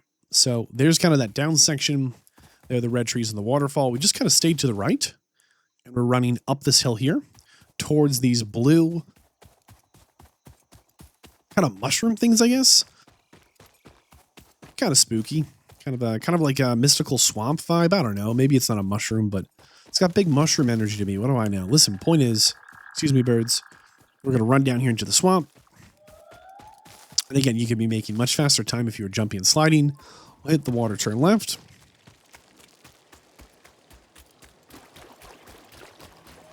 Almost there. And we found it right here in the middle. I'm going to open up my map so you can see what I'm talking about. But I'm also going to put down the portable miners and fill up my inventory while I'm here, as this is very far from my base. I'm not really interested in making a mini factory base here and shipping it over somehow. I'll just bring these for the minute. This is good enough in the early game. And I think it's important that you know this mechanic is a thing. The fact that there are hidden resources and things that you need to go out and explore and interact with to find and bring back to the MAM. Now, on the map, this is where our home base is. We just came down the water. Made our way over to the teardrops. Right here where the 3 iron ore nodes are. Okay, we went just down this valley. It was downhill. There were the yellow flowers. We're coming up on the mist and the stink trees. We turned right towards the mushrooms, and we're just here. Important thing to know is that there are resources out in the wild that we need to be interacting with and bringing back to the MAM because it's going to unlock things. And this is one of them, quartz. And it is a resource that eventually we will need. So it's good to know where this one is. It's a normal node, not a pure node, not an impure node, just right in the middle, which is just fine. Doesn't need to be anything fancy. There's a couple of these around the map, but not a lot of them. And some of them are actually pretty hard to find. But this one, thankfully, here in the grassland starting zone is just up the road. Just a little bit of a run, not too far at all. If you're anything like me while exploring, you're going to say to yourself, oh no, how will I ever find that again? Well, there's 2 things we could do. One, you can actually see we can create a new marker from the map right there. And we could give it a name, give it an icon. We could change the color of it. We can make it huge on the map. We can make a marker visible on our compass as we get closer. We can highlight it. We can remove it. There are lots of really, really good markers. And if we didn't want to make all that hassle of naming it and picking all these things, we could just create a stamp. It's like a little quick marker. There's a rock there I like. I think it was like right there. Good enough. We can also ping a location. And then it'll show us the ping not just in front of us, but also on our little doodar. We'll do it one more time. We'll ping that rock that I removed, and then it's on our radar at the top, how far away it is and where it might be. And so you could go ahead and put a stamp on your map and then ping your way to it without any issue and make your way back to whatever it was you marked. Back at our base, we've got all that crystal. Let's go ahead and see if there's anything new we can do in the MAM. Spoiler, there is. Look, it opened up its own tier, quartz. The researcher, we need quartz. We've got a bunch of quartz. Let's start the research. Perfect. All that really does is unlock new research tiers. What's this? Silica. Requires quartz. Yeah, let's do that. But also, see in the top, it says new shop products. Let's do that. There are these boots. We need silica, which can be made in a crafting bench from crystal and in a constructor. And looks like we need these modular frames. Well, we already set up modular frames in our production, so we should have a few. I'm not going to build a whole machine to make the silica. I'll just do it by hand real quick. We don't need very much. We have the silica in the frames. We're going to go ahead and open up our research in the quartz tree. Go over to the Blade Runner boots. Start researching. Equipment workshop. Blade Runner boots. Looks like they need more silica. More of these modular frames, which we already have set up. And rotors, which we also already have set up. I'll be right back. All right, let's craft them now. Blade Runner boots coming in. Open up our inventory. And we'll equip the Blade Runner boots. They're on the leg slot right there on the right. The only way to get access to these is to have found quartz, mined enough of it to get our way back, and to have worked your way in the modular framing. It's kind of a lot of steps just for some Blade Runner boots. What do? Well, they increase our movement speed and our jump distance. They reduce fall damage. I think we slide a little faster as well. It's actually a pretty significant boost at this point. It might not seem like a lot, but we do a lot of running, and these are really nice to have. It's time to build the space elevator. Under special projects, you can see it costs 500 concrete, 250 of the metal plates, 400 metal rods, and 1,500 of that copper wire, which is well within our budget at this point. And it is just a massive structure. Oh my goodness. Space elevator here is getting built, which is very cool. Try and keep our eye on it. This is a fun little animation going on. It's a great time for a quick reminder that there's a pay what you want Patreon linked if you want to support the work that I do. Listen closely here. On the bottom left there, you recognize what we're looking at? That's right, conveyor belts. Oh my goodness, this thing is going to eat our lunch. Space elevator. Very cool. We have a new objective is to complete phase 1. Let's open up the space elevator. You can see it wants 50 smart plating. Great news, we already set that up to be made. And hopefully by now you have some. So what we're going to do, throw down a storage container, conveyor belt, and route it in. Now another way we could do this is we could set up the assembler right on here and then just build it right into it. But we don't really need to do that. I'm going to put the parts on, send it on in. I think we could actually have just dumped it straight from our inventory. We didn't want to build anything at all. There it is. All 50 parts. We're going to go ahead and load the cargo here as the first 50 parts are in. We'll just wait a second and then we'll go ahead and seal to send to the dispatch. You can see there that is phase 1, unlocking tier 3 and 4. Back at the hub terminal, you can see we officially have unlocked tier 2, tier 3, and tier 4. The first thing we're going to go for in tier 3 is going to be coal power. And these are all resources you should have plenty of by now. If not, you know how to get more. And look at these water extractors. These are something that we're going to need. Let's plan on building at least 2. We're going to go ahead and add 2 of them to our to-do list. In addition, we're going to need some miners. Let's plan on at least 2 of these. Under power, there's the coal generators. Let's grab at least 4 of these. Logistically, we're going to need some pipes. We'll probably need some conveyor mergers and sorters, some conveyor lifts, and some conveyor belts. I'm also going to recommend building on foundations for this as it gets a little tricky otherwise. And you're going to want to build a couple of walls, which means you'll need cement, metal plates to build on those. And if you don't have the ladder, I recommend the ladder. It is finally time to go ahead and set up coal power. It is going to be the first power that is automated, which means we no longer need to be cutting down trees, picking up leaves, and turning it into solid biofuel. We're not going to get rid of this or ditch this. It's going to work like a battery backup as everything still needs power and it's pretty expensive to get set up on coal. It's going to take a little bit of doing and we need power to start the coal. So like any good hunt, pull out our scanner, scan for coal.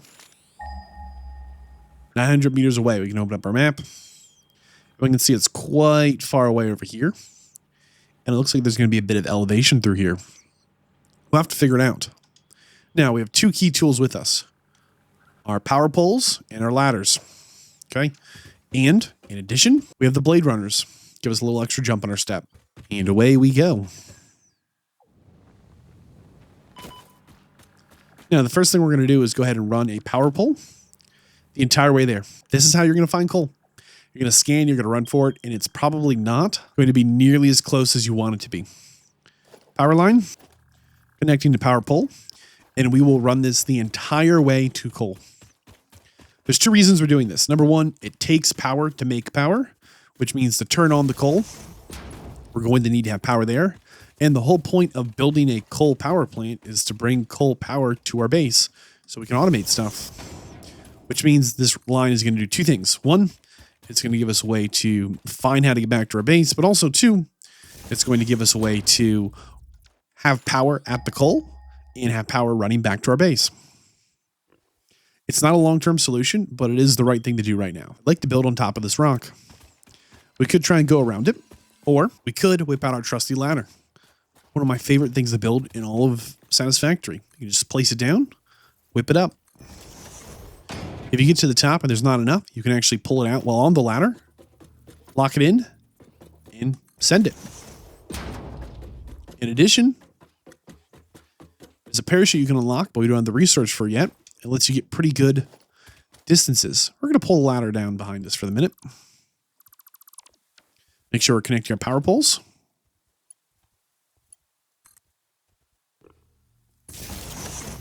Perfect. There's also a zip line you can unlock that connect these power poles together. But again, we don't have the research for that. I really do recommend exploring. There's lots of really fun, really good stuff that is hidden behind all kinds of odds and ends that you'll need to find. And throw down a ladder and make your way up. The ladder really is, rip, an excellent tool. We're alive. Don't ask how, I don't know. On the wrong side though. We made it, we made it.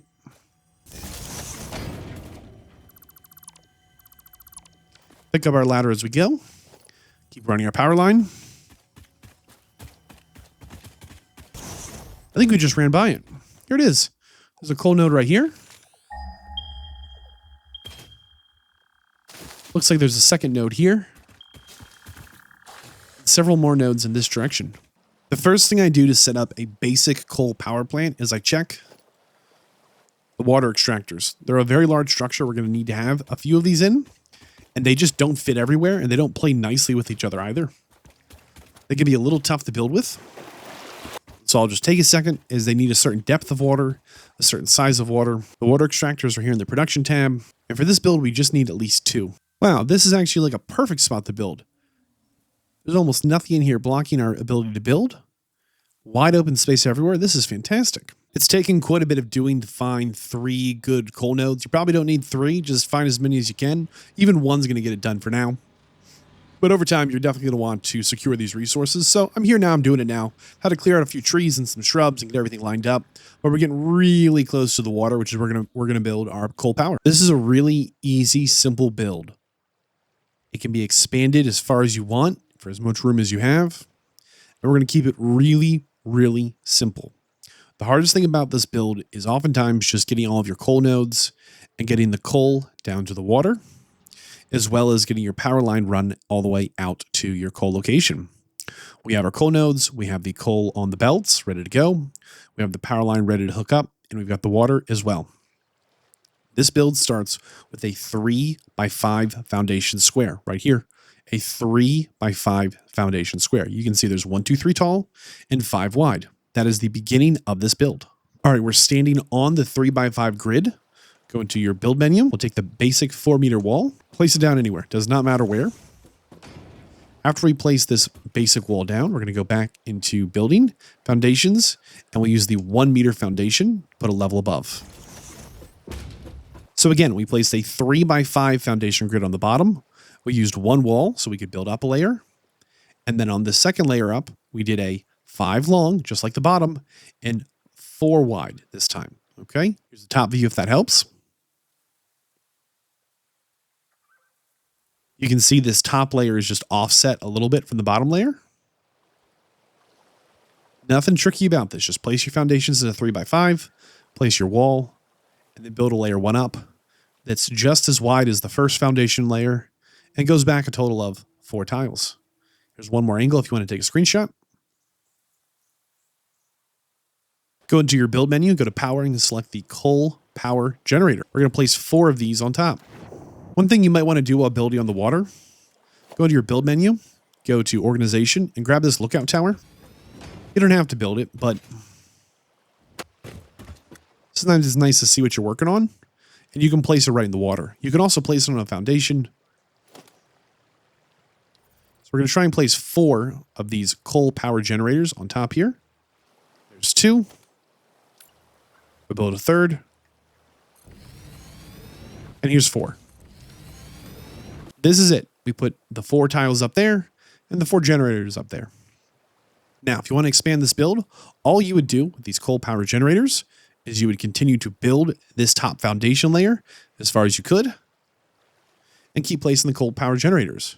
When you ran out of room, you could just loop it back around like the letter U and just build them back to back and keep going. You could fill this entire lake with coal power. The next thing we want to build is in the production menu, the water extractors here at the bottom. Now we can lock them to line up with one of these coal power generators, but I don't really want to do this. We don't want to put them right against this platform. We want to put them a little ways back so we have some room to run some pipes. Doesn't have to be too far, doesn't have to be too close, Don't overthink it. We're going to place 2 of them down, and we're going to try and center them in between the 4 power generators. So for each 2 coal generators we have 1 water extractor. If you're having trouble getting the angle you need, don't be afraid to add more foundations. That way you can kind of walk through the water and line it up how you like. Now, if you really want the pro trick, you can actually, again, go into organization and build another lookout tower. And for some reason, this lookout tower then can give you a snap point. See, it snapped right into place. Right there. It'll give you a snap point for this as well if you're struggling with trying to figure it out. So again, all I did here was I put down a few foundations here. I threw a lookout tower on top, and then I just snapped these water extractors to that lookout tower. And it got me the spacing it has, which I think looks pretty nice. It's not exactly centered, but they're kind of a weird shape. So I'm pretty happy with how it came out. Now that we have our water extractors and our coal generators, we are going to need to run some pipe. And it is so hard to lay pipe in Satisfactory. I don't know why I really struggle with this. It's why I go with this build, as it's really simple and repeatable. As again, if this doesn't meet your power needs, the only thing you need to do is take these water extractors and go ahead and build 2 more down the line. Take these coal power plants and build a few more down. And then assuming that your coal mines can keep up with the ore, you should be good. You can just keep expanding this. In the logistics tab, we're going to go into the pipeline Mark 1. We're going to take this pipe, just run it all the way down. The whole thing. And I've actually built foundations further out. We'll delete some of the pipe later on. And this pipe is just here to give us snap points. Go to your build menu. Logistics. Go down to the pipeline junction. Okay. We're going to put a pipeline junction on every single snap point. So that means each of these inputs here. So that's 1, 2, 3, 4. And both of the water extractors. These water pumps here. They're going to also get one. So you should have a total of 6. If you're not getting any snap points as you move up and down the pipe, on the bottom right, there's a rotate. Make sure to rotate the pipe so that it's actually facing the direction you're trying to attach to. See, now I'm getting a snap point. When before it was vertical and we could not get one anywhere. But if it's going horizontal here, where we're actually trying to send things, we should be getting snap points. There's 4. We still need snap points from our water extractors. There's 1.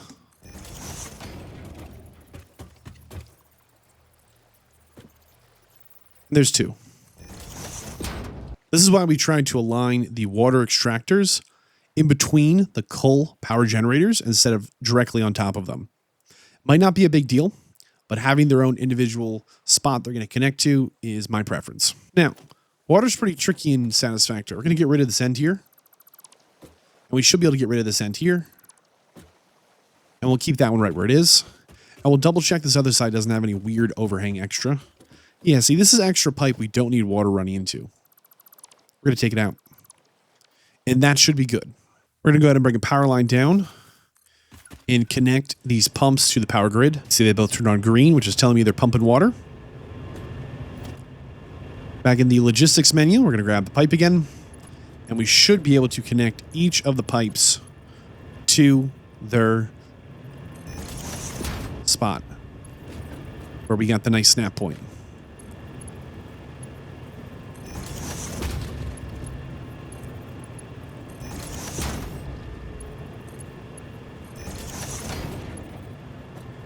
We'll next connect each of the water extractors to their snap point. 1. There's 2. Let's see what's worked. So it looks like water is actively going through the extractors and making its way up into the coal power generators. This is the setup. This is it. Trying to keep things as absolutely simple as possible. This is all you need to officially be automated with coal power. You will not need to be continuing to burn wood and leaves into biomass and all that mess. You can just let this exist once you figure out how much total power you need and then a little extra on top. Let's go ahead and double check that the water's going in like we think. We can visibly see the pipes have turned blue. They have this kind of pulsing, throbbing thing going on. And I guess the technical word would be undulate, huh? They kind of got that motion going to them. Listen, let's check the coal power generators. You can see there on the left, it says bottom left there, current amount in building 50 of 50, and it's only consuming 45. Now, if I did my math correctly, which I probably did not, so do this at your own risk. I don't think we actually need these water generators running at 1,000%. As one thing that can mess up your coal power plant is that each of your water extractors is using some of the electricity from your coal power plant. And part of why this is such an efficient build with a 1 water extractor for every 2 coal power plants is that one water extractor does not need to be running at 100% efficiency. Instead, go into configure and we should be able to underclock it down to, I think, 75%, if I'm remembering correctly. Now you can see here, it's currently burning through about 13.7 megawatts at 75%. If I did that correctly, check the other one here. This one's burning through 20. So it might not seem like a lot of a difference, right? But collectively, they were absorbing 40 power from our grid. If I underclock these, collectively, instead of 40 power, they're doing right around 28. That's a pretty big difference. Now, let's keep an eye on our coal power generators. Are they still full up on water? Let's check. Looks like they have 50 of the water they need at 45. Check the next one here. 50 of 45, 50 of 45, and 50 of 45. So it looks like this is currently working. Now you might have noticed the water extractors turn themselves off. In this case, it's very simple. You can see the current amount of water in the extractor is 199.5 of 200, and the water extractor is pumping water into these coal power generators, which means they're both just completely full of water. There's no more demand, so they're not going to continue to pull in more water. There's nowhere for it to go. It's full up on water, and the coal power plant is full up on water. In this case, now if you built some crazy, wacky setup that's completely different from what I've done here, other reasons these might shut off is numerous. There's kind of a lot of reasons. But in this case, everything's full of water, as this build is very, very simple and safe. We want to make sure that everything's connected to the electrical grid. We're going to give everyone 1 power pole, connect the power lines. Coal generators have 2 inputs. One is water, and the other is the coal. We're going to use a conveyor lift to connect underneath. Do that for each of them.